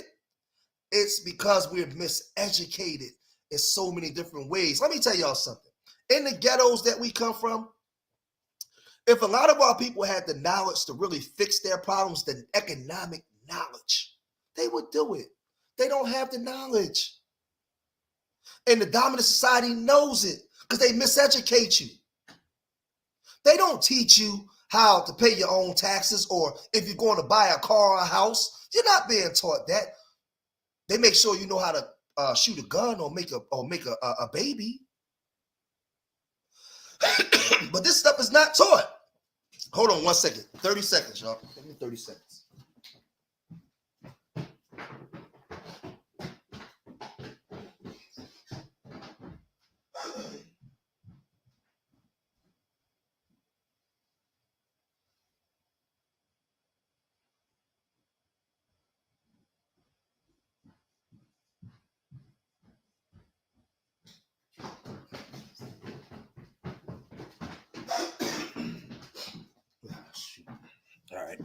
I'm back. All right, let's go here. All right. Further insinuating the differences, the survey says 37% of Black Americans believe the purpose of life insurance is to shield their families from unpaid debt, compared to 64% of white Americans. Again, this is part of the reparations argument. Now, this is from Forbes. This is a formidable source. This is where they, when you're talking to your FBA, you have an FBA argument. You can't just be screaming FBA, FBA, but don't have no information. Overall, burial costs and final expenses rank at the top reasons Americans own life insurance, with transferring wealth at number 2. Hopkins at Havens Life says the disconnect between the desire of Black Americans to build generational wealth and their relatively small amount of life insurance coverage concerns her. So does the life insurance coverage gap between Black and white. Now, you guys got to remember, the first life insurance company started here in Philadelphia. And they wasn't giving us, they start cutting our, at first it was fair for everybody. And then they start cutting our insurances because they said Black people die earlier. Black people suffer from more trauma. So they started charging us more on the premium. I'll pull it up for you guys. Matter of fact, let me see. I'll pull it up. Watch this. Where's the one in Philadelphia? Hold on for a second. No, this ain't the one. I had it.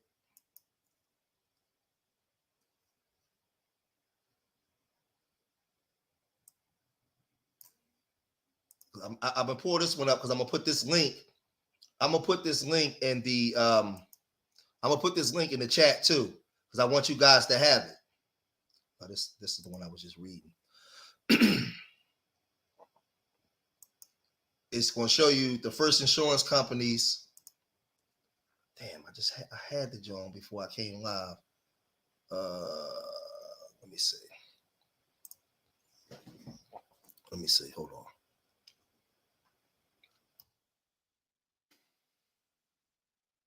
Watch this.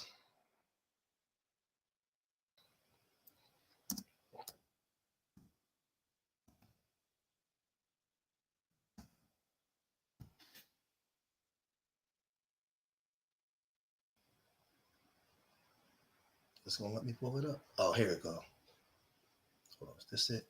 Yeah, I'm gonna put this link in there.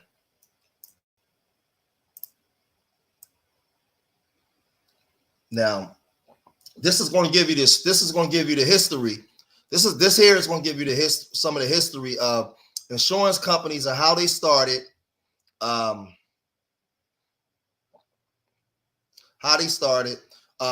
started in Philadelphia, and like if you see here, this is FBA talk, where it says insurance on Negroes, right? And how they treated us. So I'm gonna put this link. In here so you guys can have it. You guys can study over it. I'm gonna put this link in the chat so that way you guys can get it. Because we got to start sharing information if we're gonna have this reparations talk. This reparations talk is going to ramp up, and we're going to really have a real reparations talk. You guys have to have credible sources. You guys got to know what you're talking about when you talk. The problem is we have too many people talking, and nobody know what the hell they're talking about. A lot of people are just talking. So let's look at some of the corporations that's still around today that benefited from slavery. Aetna, right? We all know Aetna. The United States' largest health insurer apologized for selling policies in 1850 that reimbursed slave owners for financial loss when the enslaved Africans they owned died. Aetna has long acknowledged that for several years shortly after its founding in 1853, the company may have insured the lives of slaves, said Aetna spokesman Fred Labarge in 2022. We express our deep regret. That's all they get to say is, I'm sorry. We express our deep regret. JP Morgan and Chase recently admitted their companies linked to slavery. Today, we are reporting that this research found that between 1831 and 1865, two of our predecessor banks, Citizens Bank of Philadelphia and Canal Bank of Louisiana, accepted approximately 13,000 enslaved individuals as collateral on loans and took ownership of approximately 1,250 of them when the plantation owners defaulted on loans. The company wrote in a statement. Right? Let me put this in there. Let me put this in there because I see I'm starting to lose y'all. So let me put this in there. That's in there. Right? New York Life. New York Life Insurance Company is the largest mutual life insurance company in the United States. They also took part in slavery by selling insurance policies on enslaved Africans. According to the USA Today, evidence of 10 more New York slave life policies comes after 1847 account kept by the company's Natchez missing agent. I don't know what the book and part of a collective of Louisiana State University. Okay, so they basically had over 1,000 policies of slaves. Here we go. The trucking company, Norfolk Southern, also has a history in the slave trade. The Mobile and Girard Company, which is now part of Norfolk Southern, offered slaveholders $180, right, a piece for enslaved Africans. They would rent to the railroad for 1 year, according to the records. The Central of Georgia, another company aligned with Norfolk Southern line today, valued the slaves at $31,000 on the record. USA Today.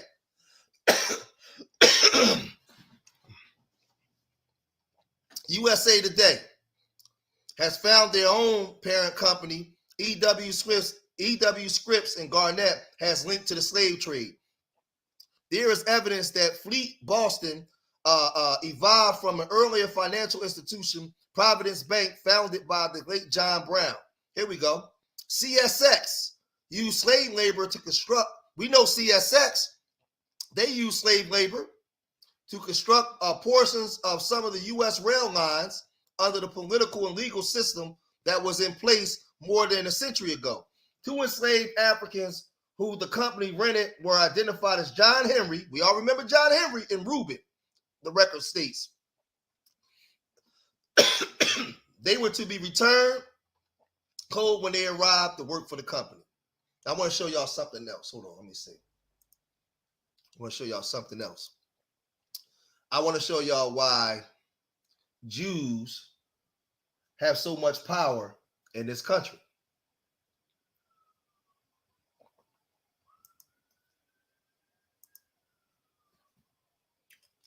I want to show y'all. I want to give y'all something that they're not going to give y'all. Watch this, Riz. Watch this. How many people put a 1 in the chat room? Put a 1 in the chat room right now. Everybody listening to me. Put a 1 in the chat room right now if you ever heard of this man, Haim Solomon. Put a 1. I need to see some 1s in the chat, or 2s if you didn't hear of him. Put a 1 in the chat if you heard of him before. Put a 2 in the chat if you never heard of this man. We're going to learn something today before I go.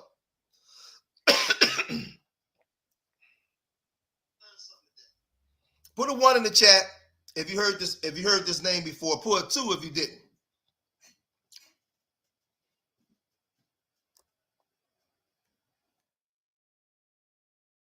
I'm getting a treat today. The man who financed the American Revolution. Norma X, this is the man who financed the American Revolution, not Robert Morris. This man. Guess what he was, y'all?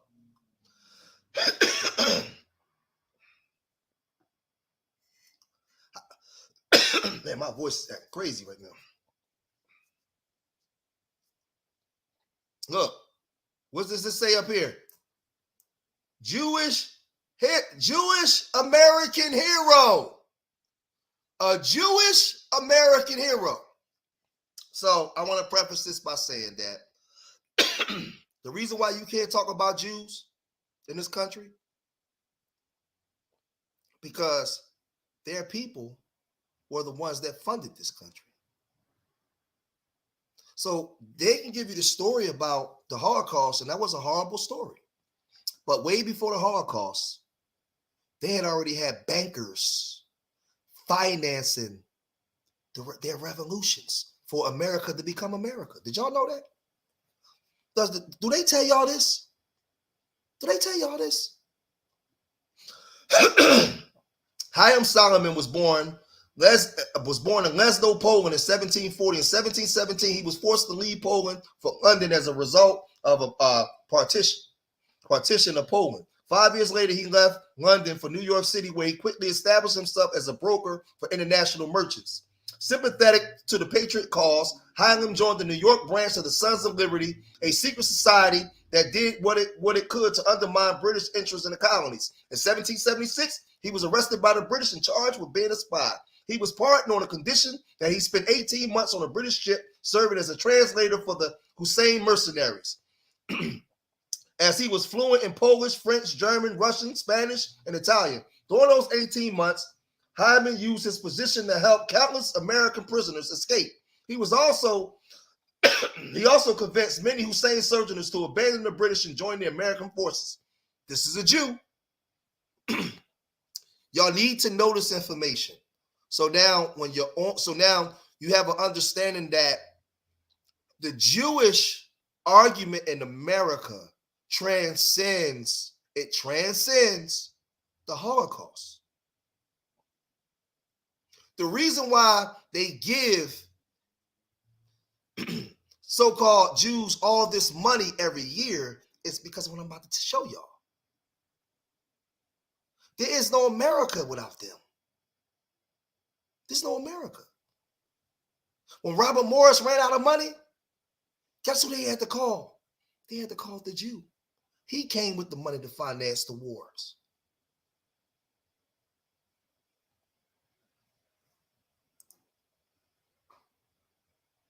Bro, that's not what I'm saying. That's not what I'm saying. If that's not what I'm teaching, get on what I'm teaching right here.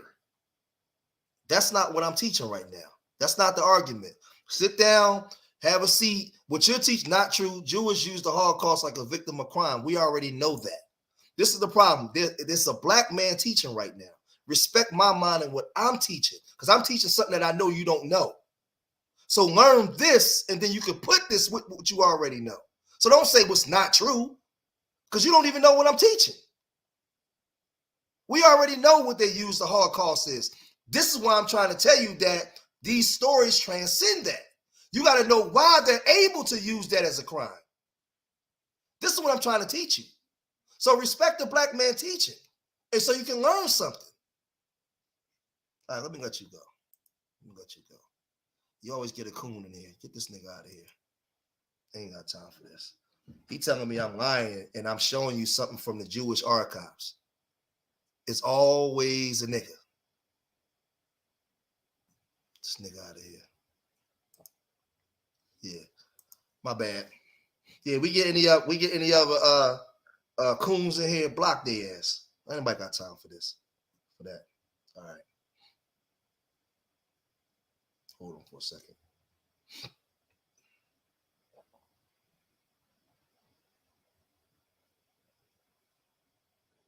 Hold on.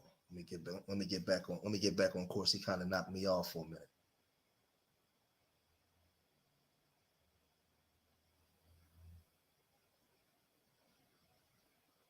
shit, hold on. All right, here we go.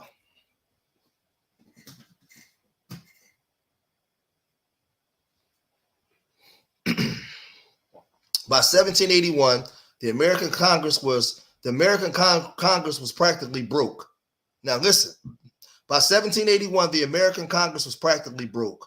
The huge cost of financing the war effort had taken its toll. In September that year, George Washington decided to march on Yorktown to engage General Cornwallis. A huge French fleet was on its way from the West Indies under the command of Comte de Grasse. The fleet will only be able to stay until late October, so Washington was facing immense pressure to lead an attack on Yorktown before then. After marching through Pennsylvania with little in the way of food and supplies, Washington's troops were on the verge of mutiny. They demanded a full month's pay in coins, not congressional paper, which was virtually worthless, or they would not continue their march. Washington wrote to Robert Morris saying he would need $20,000 to finance the campaign. Morris responded that there was simply no more money or even credit left. Washington simply wrote, "Send for Chaim Solomon, the Jew." Within days, Chaim Solomon had raised $20,000 needed that provided to be a decisive victory in the revolution. Chaim's chess continued after the war. Whenever he met someone who he felt had sacrificed during the war and needed financial assistance, he didn't hesitate to do whatever he could to help him. He was also heavily involved in the Jewish community as a member of congregation Yoserel in Philadelphia. Everything was happening here in Philadelphia. The fourth oldest synagogue in America, and he was responsible for the majority of the funds used to build the building. He also served as the treasurer of the Society for the Relief for the least destitute strangers in the Jewish charitable organization. Hold on. Wait a minute. So when you hear this here, where it says Chaim Solomon, the man who financed the American Revolution, this was a Jew. So when you see them talking, right? When you see them talking about how the Jews have so much power here, how they control banking, they control so many different things, they was already at the forefront of everything. When the Europeans ran out of money, they went to the Jews to get the money. So they're going to always pay reparations to Jews. Always.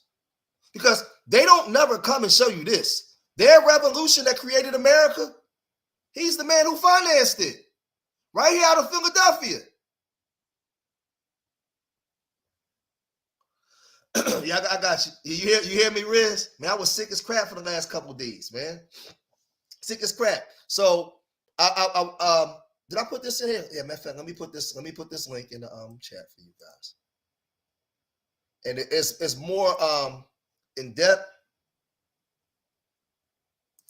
It's more depth. They financed their revolution, so they own this country, man. That's why they have so much power here in America. Because in them financing the revolution, they have the movie, they have the media sites, the sports, the banks, privatized banking. They were here from its inception. When America was falling, he said, call Chaim Solomon. He went and got the money from his people. These are conversations ain't gonna be ahead. They're not gonna have this conversation. That's who did it. So now when you want to hear them talk about the Holocaust, it's easy to do that. They're gonna have the backing. They run this shit. Ain't no America without them. Look, hold on.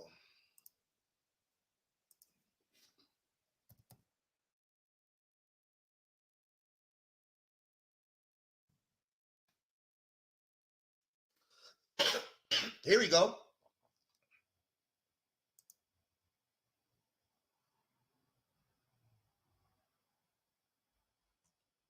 He was a businessman and a political and a financial broker who assisted the superintendent of finance, English-born Robert Morris, as the prime financer of the rebel side of America during the Revolutionary War against Great Britain. It's this dude. A lot of y'all, he also brokered large donations and then donated his entire fortune to the American Revolutionary Army and various founding fathers of the United States of America.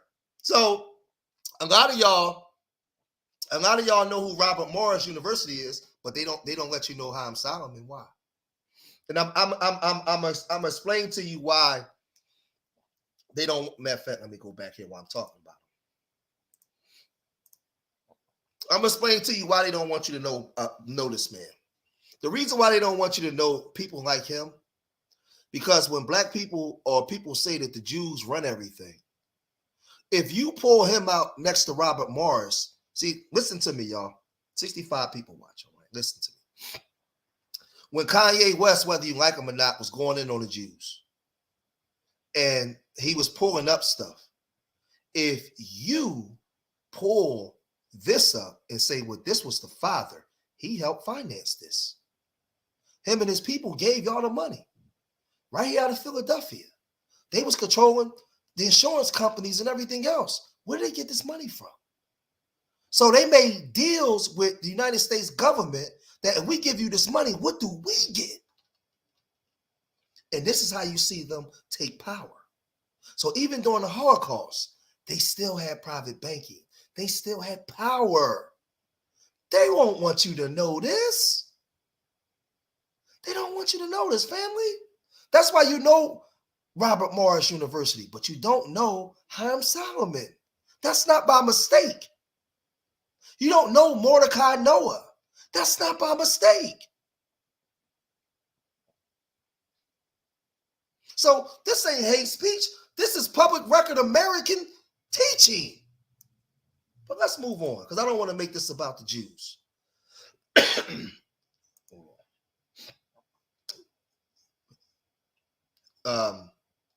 New research shows slavery's central role in the U.S. economic growth leading up to the Civil War.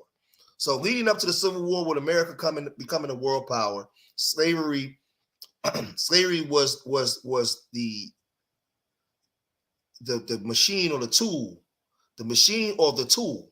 that was used to create the economic stability for America. But let's get here. Let's bring it back home before we go. The Great Migration from 1910 to 1970. The Great Migration was one of the largest movements of people in the United States history. Approximately 6 million black people moved from America South to northern, southern, and western states, roughly from 1910s until the 1970s. The driving force behind the mass movement was to escape racial violence, pursue economic and educational opportunities, and obtain freedom from the oppression of Jim Crow. The migration is often broken into two phases, coinciding with the participation and effects of the United States in both wars. The first migration from 1910 to 1940 had black Southerners relocate to northern and midwestern cities, including New York, Detroit, Pittsburgh. When the war effort ramped up in 1917, more able-bodied men were sent off to Europe to fight, leaving their industrial jobs vacant. The labor supplies was further strained with a decline of immigration from Europe and standing bans on peoples of color from other parts of the world. All of this afforded the opportunity for the black population to be the labor supply in non-agricultural industries. Although migrants found better jobs and fled the South, entrenched in Jim Crow, many African Americans faced injustices and difficulties after migrating. The Red Summer of 1919 was rooted in tensions and prejudice that arose from white people having to adjust to the demographic changing in their local communities. From World War I until World War II, it is estimated that 2 million black people left the South for other parts of the country. World War II brought an expansion to the nation's defense industry and many more jobs for African Americans and other locales, again encouraging a massive migration that was active into the 70s. During this period, more people moved north and further to the west, further west to California's major cities include Oakland and Los Angeles and San Francisco, as well as Portland, Oregon, and Seattle, Washington. Within 20 years of World War II, a further 3 million Black people migrated throughout the United States. Black people who migrated during the second phase of the Great Migration were met with housing discrimination. This is part of your reparations claim, because you have to break down why we left the South in the first place, what was happening to us, and when we got there, and we got relegated to these concrete jungles. What happened to us when we got here, and what was the policies that were set in place? Okay. What? So, yeah.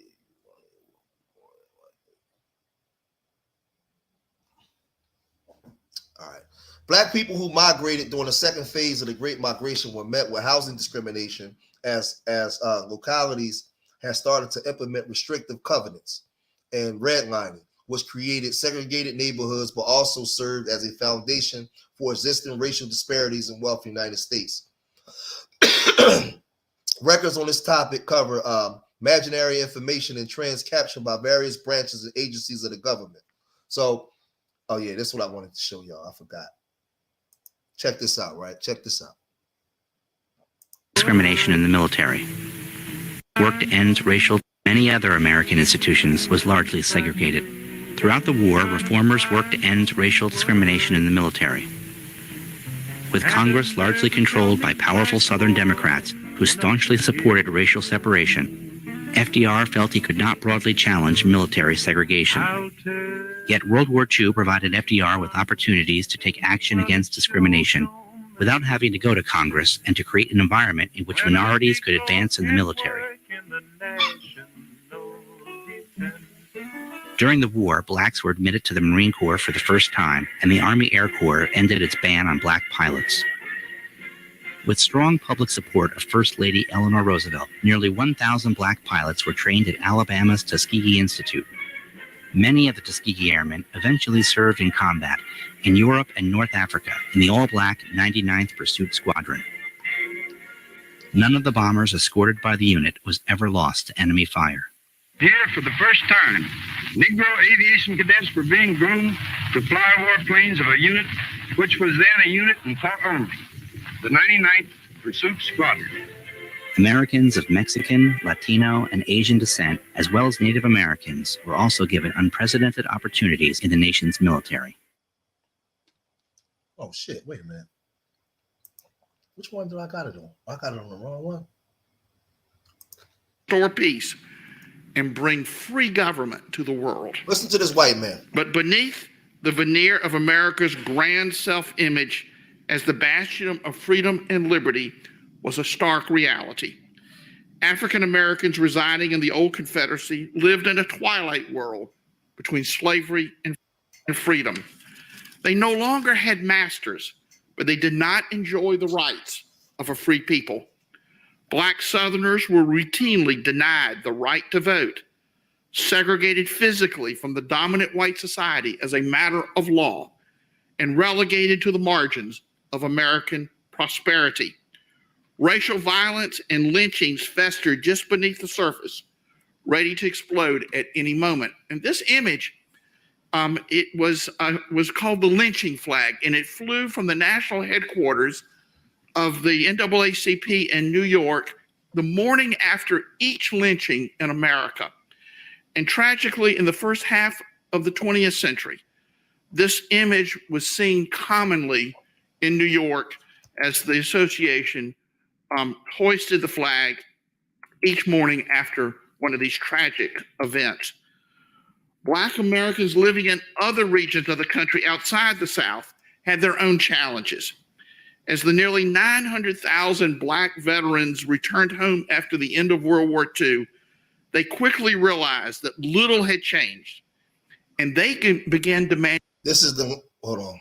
This is the lynching flag. Every time somebody was lynched, they would put that flag and hang it over.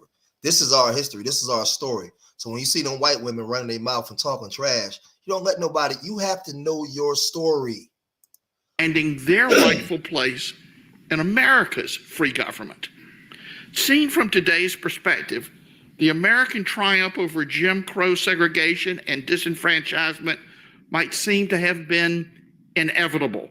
The collapse of morally indefensible practices wholly inconsistent with the United States Constitution.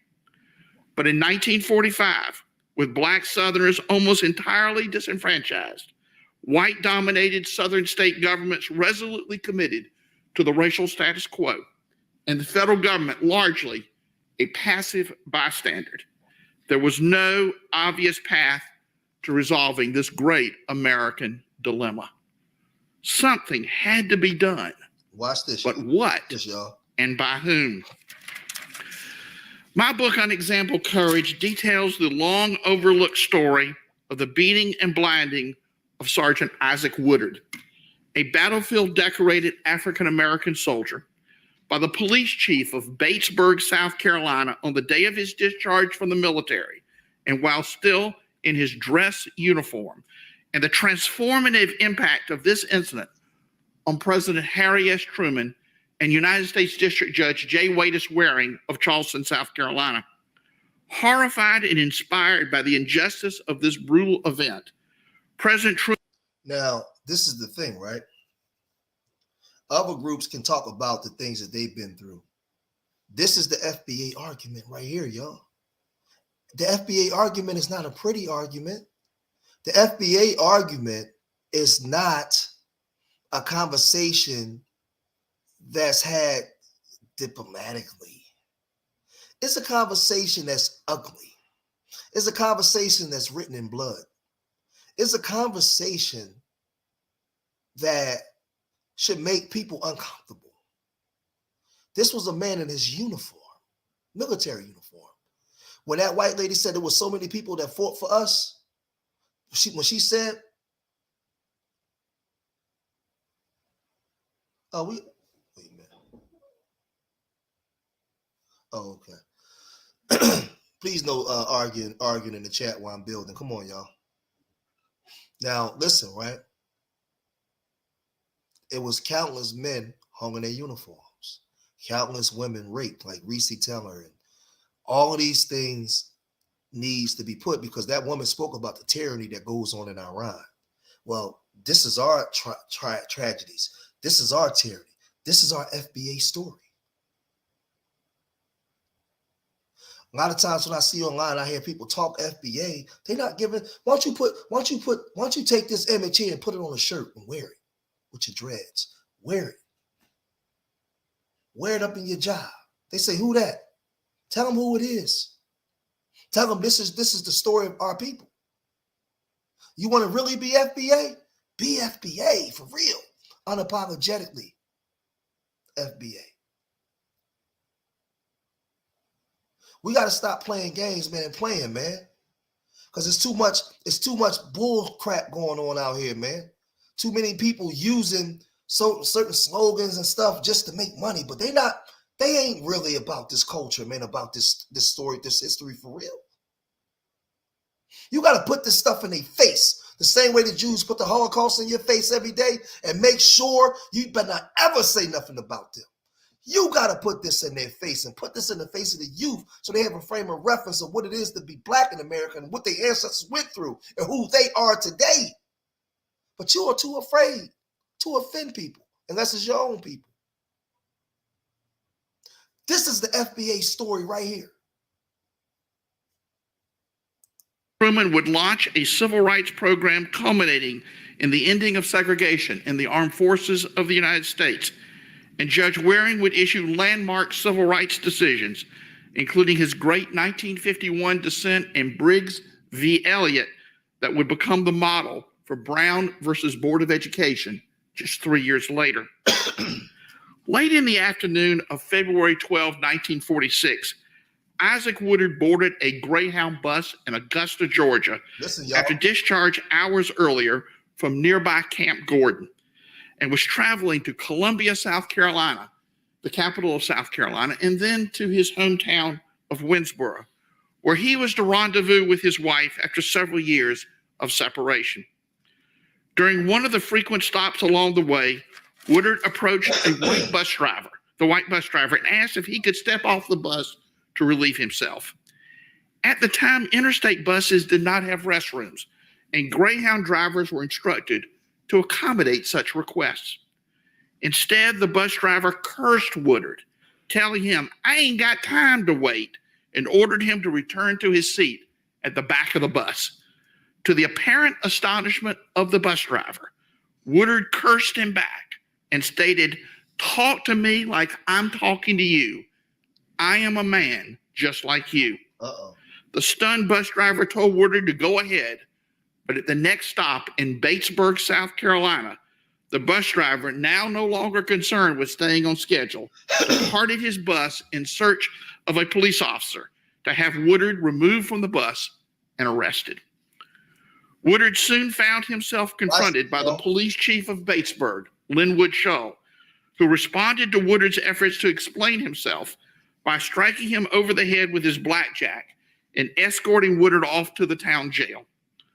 On the way, Woodard was repeatedly beaten with Shaw's blackjack, ultimately driving the end of the baton into both of Woodard's eyes.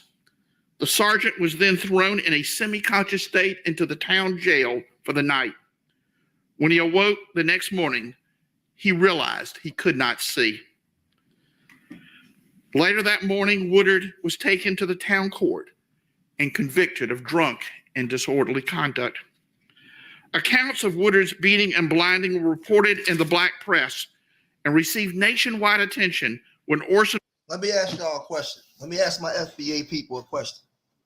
When we have confrontation with each other on the buses or out in public, ain't this what we do to each other now? Don't we beat each other blind? Don't we kill each other? See, a black man in the 40s had dared to voice his opinion or say something back to a white man. And it cost him his sight. It cost him his dignity. But we're so far gone and beaten to a pope today as FBA. We don't even know who this is. And the white man ain't got to do none of this to us. We do it to each other now. All on social media. That's why I ain't been going live. I'm disgusted.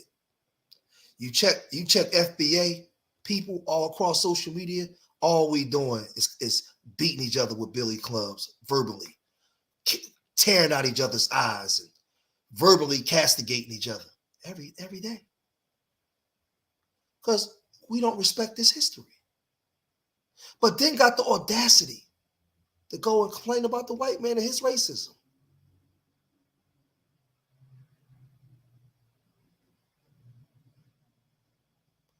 Look at it. This man told a white man to speak to me as a man.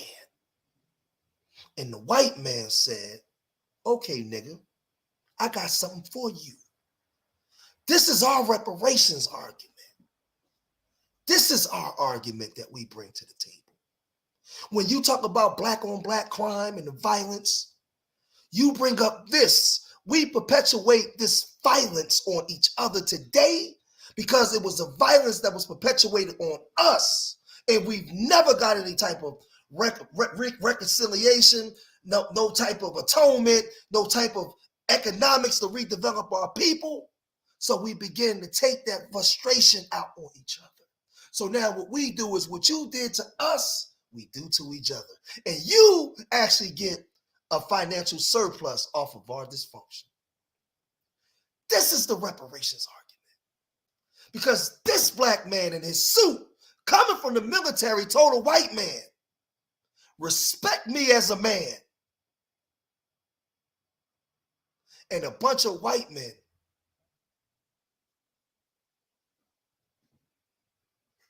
no, it's not we acting like white racists. We don't know our history. We don't know who we are.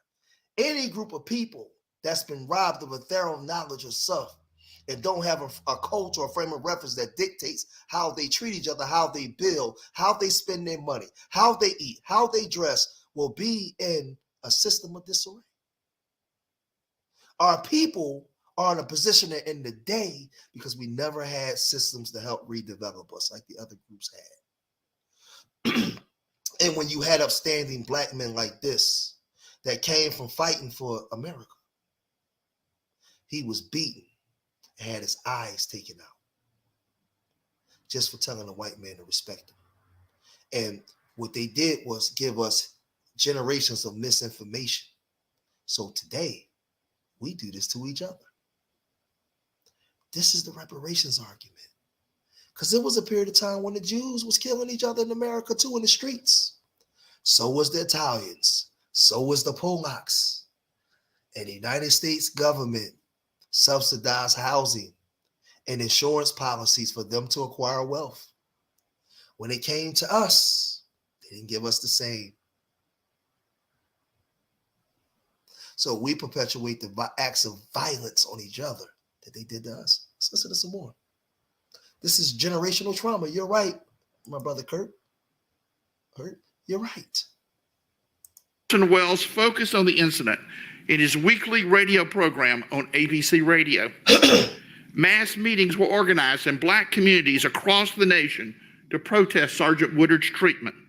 And a benefit concert for Woodard in New York City, headed by Joe Louis and featuring such luminaries as Count Basie, Cab Calloway, and Nat King Cole, played to a sold-out audience of 23,000. And in this image, obviously Sergeant Woodard is in the center, and to our left, looking at the picture, Brown bomber, is Joe Louis, then the reigning heavyweight champion of the world. Meanwhile, other black veterans returning to their homes in the rural South confronted other incidents of racial violence, including racially inspired murders. No state prosecuted those involved in any of these incidents. On September 19th... I thought I'll play this and let the white man tell you guys, so that way it's more believable, because I know sometimes if a brother say it, he gets attacked by other black people, but if the white man says it, it's like Jesus said it. So I'll let the white man say it. 1946, a delegation of civil rights leaders met with President Truman in the White House, deeply distressed by this wave of racial violence. Prior to the meeting, Truman's staff advised him that despite his desire to respond to the concerns of civil rights leaders, there was little he could do as president to address these incidents. Criminal prosecutions by the federal government for civil rights violations in the South were fraught with problems. Most notably, all-white juries, deeply unsympathetic to civil rights cases. And of course, the reason the juries were all white is that juror lists were drawn from voter lists, and African Americans were routinely disenfranchised in all of the southern states. Because jury lists were drawn further, Congress was under the control of powerful Southern committee chairs who were determined to block even the most modest civil rights legislation, including making lynching a federal crime. As the meeting opened, civil rights leaders urged the president to call Congress back into session to address the spreading violence against African American veterans. The president expressed sympathy, but lamented there was little he could do because the lack of public support for new civil rights legislation. Leading the group was Walter White. Now, and looking at in our image here, he would be the gentleman to our right, to the right of President Truman, of course, to President Truman's left. Walter White had been the head of the NAACP, the executive secretary, for over a decade. He was the most important civil rights leader in the country, and for political purposes, for Truman's most important supporter in the civil rights community. It was apparent to Mr. White that the president did not appreciate the gravity of the situation. Right. White changed the discussion by sharing with President Truman in detail the blinding of Isaac Woodard. As the tragic story unfolded, Truman sat riveted and became visibly agitated with the idea that a uniformed and decorated American soldier had been so cruelly treated. Abandoning the advice of his staff, Truman stated, "My God, I had no idea it was as terrible as that. We have got to do something." The following day, Truman wrote his Attorney General, Tom Clark, and shared with him the story of the blinding of Isaac Woodard, noting that the police officer had deliberately put out Isaac Woodard's eyes. Truman made it clear that the time for federal action had now arrived. He further indicated he intended to appoint the first Presidential Committee on Civil Rights to propose a new agenda to address America's serious racial problems. Truman, seeing this presentation, notices, "Dad, look at the headline right below it. Posse bent on lynching searches woods for prey." This was America, tragically. Now, this is them telling the story. This is the issue, right? Tariq Nasheed has his thing, but if you guys really want to get it ramped up, we got social media. This is our job to be pushing this information. We need to be getting this type of stuff here. Let me show you guys something, right? Let me show you something here. This stuff is important, y'all. We need to be pulling this kind of stuff up. Hold on.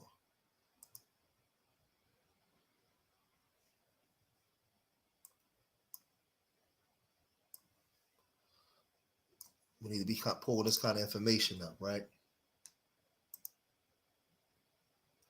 We need to be shown remembering Black veterans targeted by racial terror lynchings.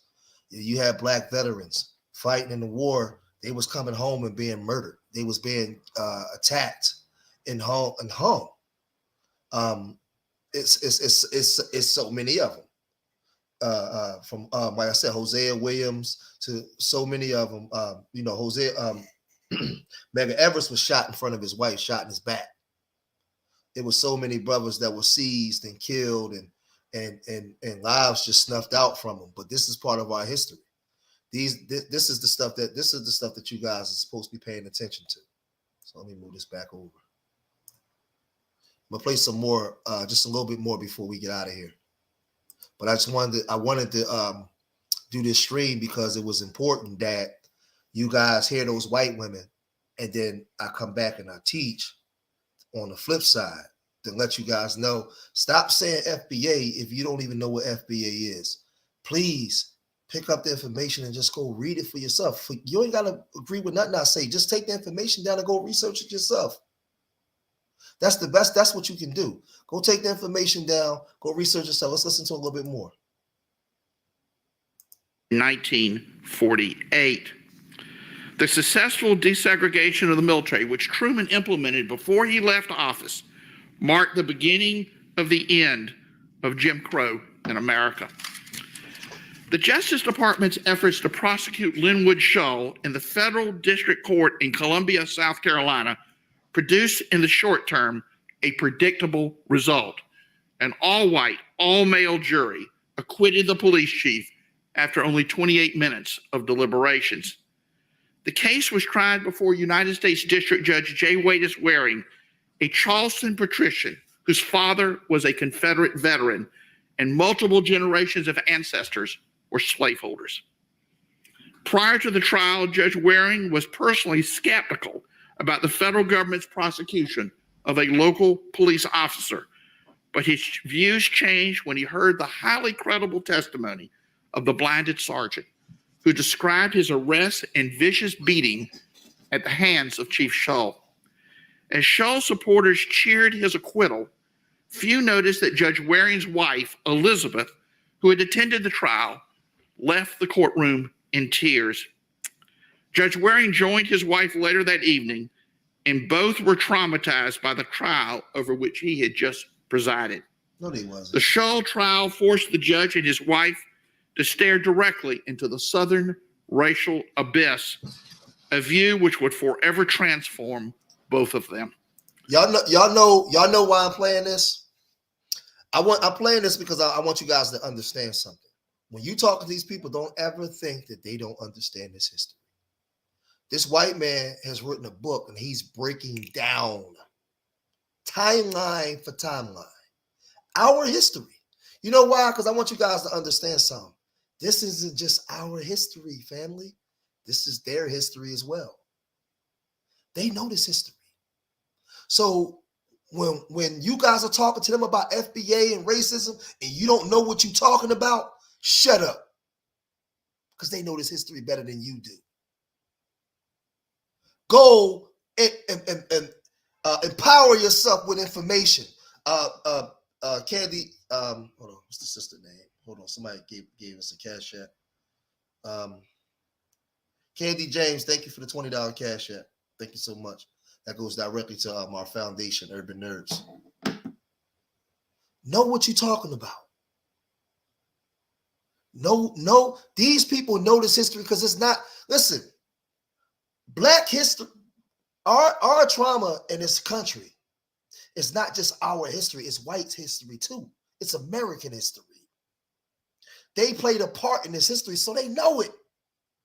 They know who did what year it happened, when it happened, how it happened. Listen to them. Waring later described the Scholl trial as his personal baptism of fire and his Michigan-born wife's baptism in racial prejudice.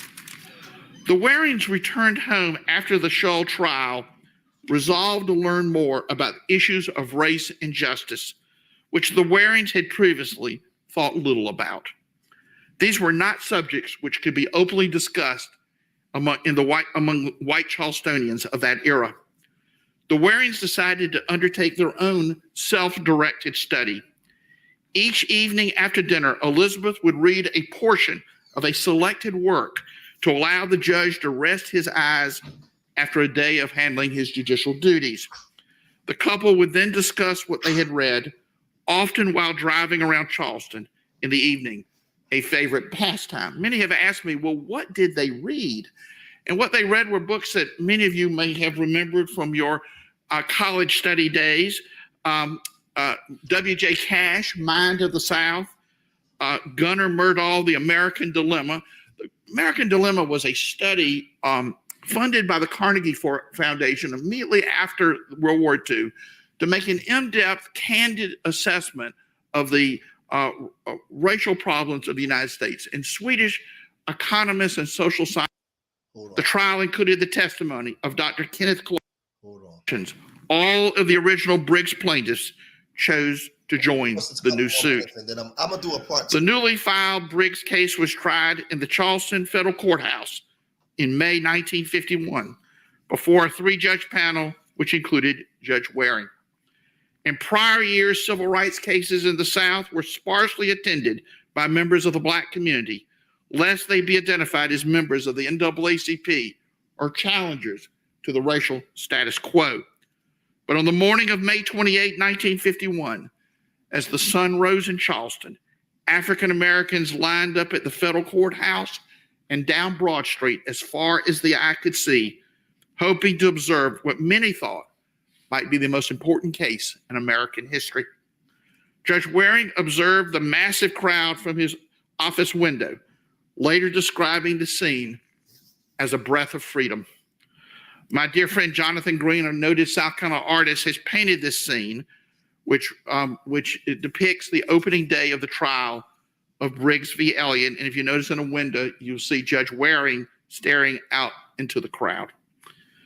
Those in attendance in the courtroom were not disappointed by the performance of Thurgood Marshall and his trial team. The trial included the testimony of Dr. Kenneth Clark, a social psychologist who had done groundbreaking research on the effects of segregation on Black children using black and white dolls. The crowd was also entertained by Marshall's devastating cross-examination of the— I gotta pause it there for a minute. Now you see how they use the psychological conditioning on black and white dolls. We still need that examining now based off of integration after all these years. What has it done to our minds? And the way that our children are operating, the way that our children are killing each other in these inner cities, the way that we view ourselves, we still need it now. And this is what I'm saying. This is a conversation. These are the conversations that has to be had when you're talking about a reparations argument. because these court cases with black people standing outside these court cases, you gotta understand that there was a psychological conditioning that come with this. There's a psychological effect in the way you see yourself. Not just the killings or them beating that black man and knocking his eyes out. What about the people at that time that seen that and was afraid to speak? How did they grow up to be able to view themselves? What about now? How does young black boys view themselves? What is the standard for a young black man in the community that we come from today? Huh? What is the standard? How high is the bar set? How do we view ourselves? This thing is still going on now and perpetuating itself generation after generation, man. Let's listen to about 2, 3, 4 more minutes. The state's key witness, who was ironically named Crow. Many joke that Thurgood Marshall, quote, sure loves to eat crow, and one observer referencing the state's renowned attorney, Bob Figg, stated, Mr. Figg got his law degree when he finished school, but he just got his baccalaureate address from Thurgood Marshall. As Waring predicted, the majority of the panel ruled that South Carolina's laws mandating segregated schools were lawful under the Plessy Doctrine. But Waring, fully aware he was writing a dissent for the ages, wrote an elegant and brilliant attack on the foundations of segregation in America. He concluded by finding, segregation in education can never produce equality, and it is an evil that must be eradicated. Segregation in education adopted and practiced in the state of South Carolina must go and go now. Segregation is per se inequality, written in June 1951. Waring also praised the Briggs plaintiffs, who he was fully aware had suffered severe retaliation for their participation in the case, noting, quote, they have shown unexampled courage in bringing and presenting this cause in the face of the long-established and age-old way of life. I don't know how y'all feel, but when I see these kind of pictures, it just sometimes be about to bring me to tears, man. Just look at the faces of our ancestors, the pain, the frustration, the faith and the belief that a Jesus or a Christ was going to come save them. They just, the resiliency, the strength of, we ain't got nothing on these people right here, man. Just, these were the greatest of us, our people, man. And in our ignorance, we walk around like they never even existed. We go around, we disrespect our fellow brother. We disrespect our sisters. Our sisters is now saying they don't need a man and she a bad bitch and we real niggas. But look at, we forget about these people. What about these people? These are the people that gave birth to us. What about their resiliency and their fight and their willing to never give up, so that way we can have an opportunity to make things greater? Look at Big Mama. Look at the Big Mamas, man. Look how they all circled around a Big Mama. You think Big Mama, you think if Big Mama could see the state of some of our black women today, oh my God. Come on. Look at Big Daddy. If he was alive to see a lot of the way we carrying on today. Because every Big Daddy wasn't no coon. That's a lie. They was fighting. And they was willing to work hard, man, to get us to another level, man. Damn, if they was here now, what would they say? We don't even respect and honor them no more, man. I'm just saying. I'm just, I'm gonna cut it here. I'm gonna cut it here because I think I'm gonna do a part 2 because I'm more than two hours and some change in. Let me just come here so I can come back and talk to the people before we get out of here. I got a couple minutes before I get out of here. Candy, thank you for hitting that Cash App, supporting Urban Nerds. We got some stuff coming up. Wait a minute. Let me see something real quick. Hold on. Let me see if I can bring it up here real quick.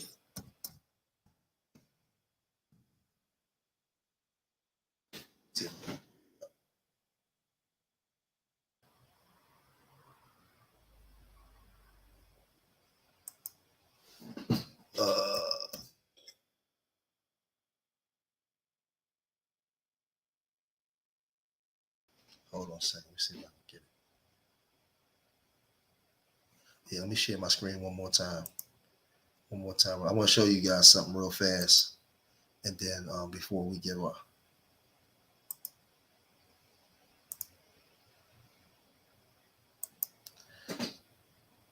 Those of you guys that might have not have seen it, this is my TikTok channel. So I've been spending a lot of time over here on TikTok, putting up videos. I got been trying to do a lot of videos with me and my boy, my 15-year-old. You guys, we did one. I don't know if you guys seen it. Where is that? We did this one. It got over. Dad, can I tell you something? Sure. So last week in school, everybody was making fun of me because I was a virgin. Because I'm a virgin. So your friends was making fun of you because you told them that you was a virgin? Yes. How did that make you feel? Embarrassing.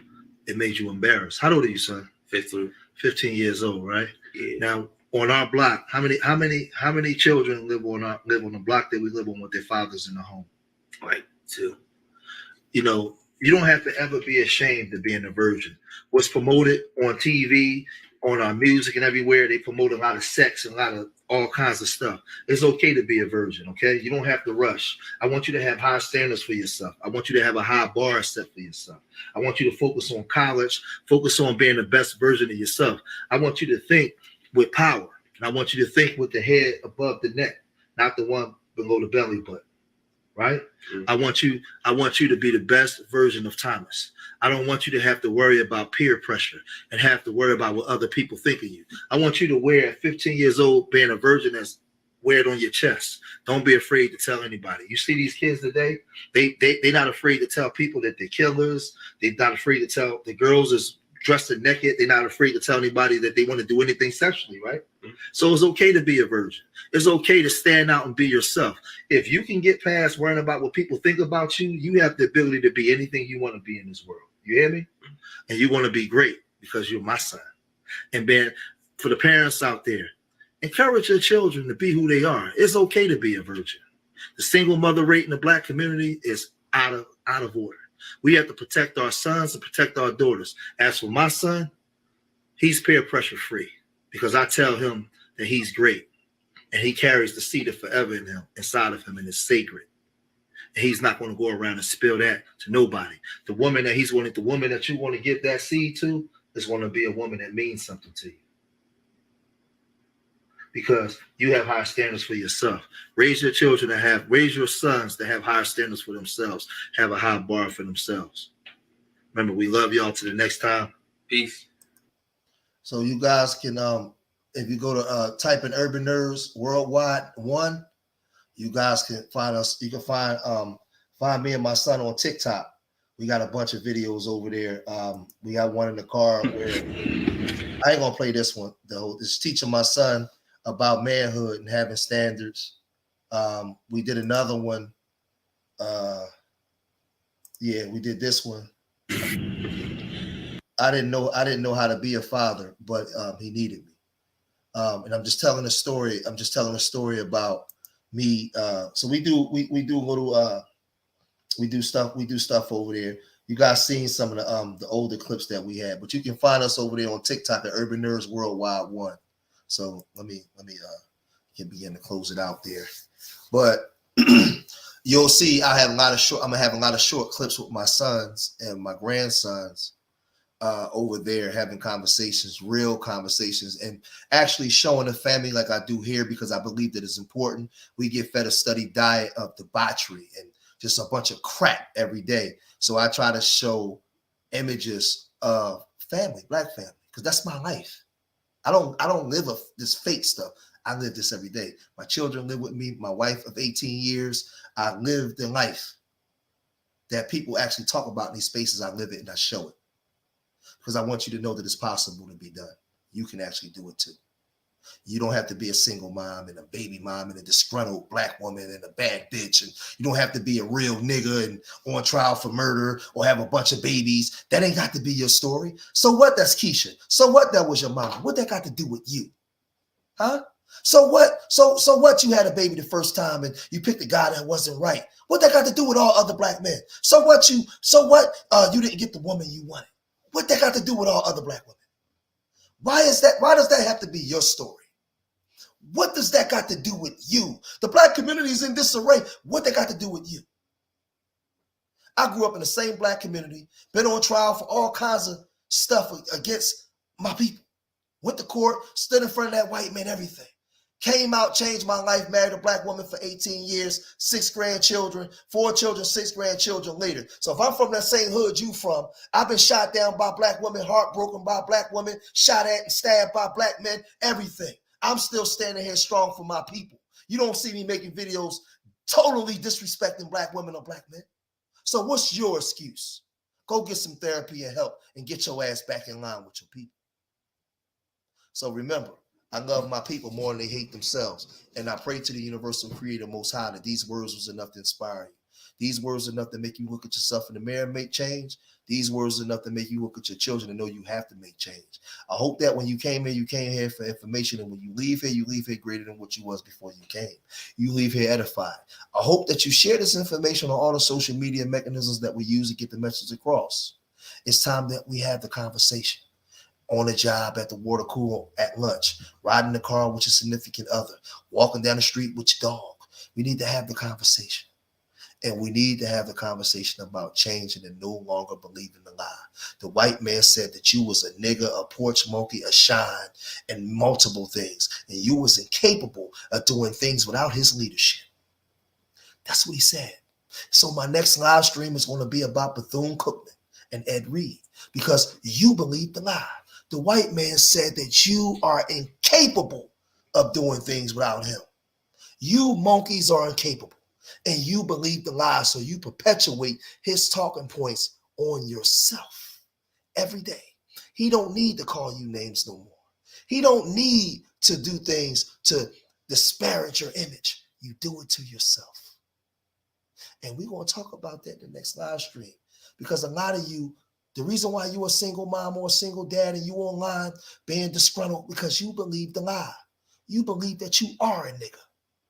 So you manifest the behaviors of a nigga because you believe it. You see yourselves as it. And when I say it, you say, no, I don't. But then we examine your life decisions and your behaviors. You believe it. But we're going to dispel those myths. We're going to come in. We're going to cast out them demons. We're going to call them demons out, because we no longer believe the lie over here. We don't believe what he said about us. So remember, I love y'all. Till the next time. Peace.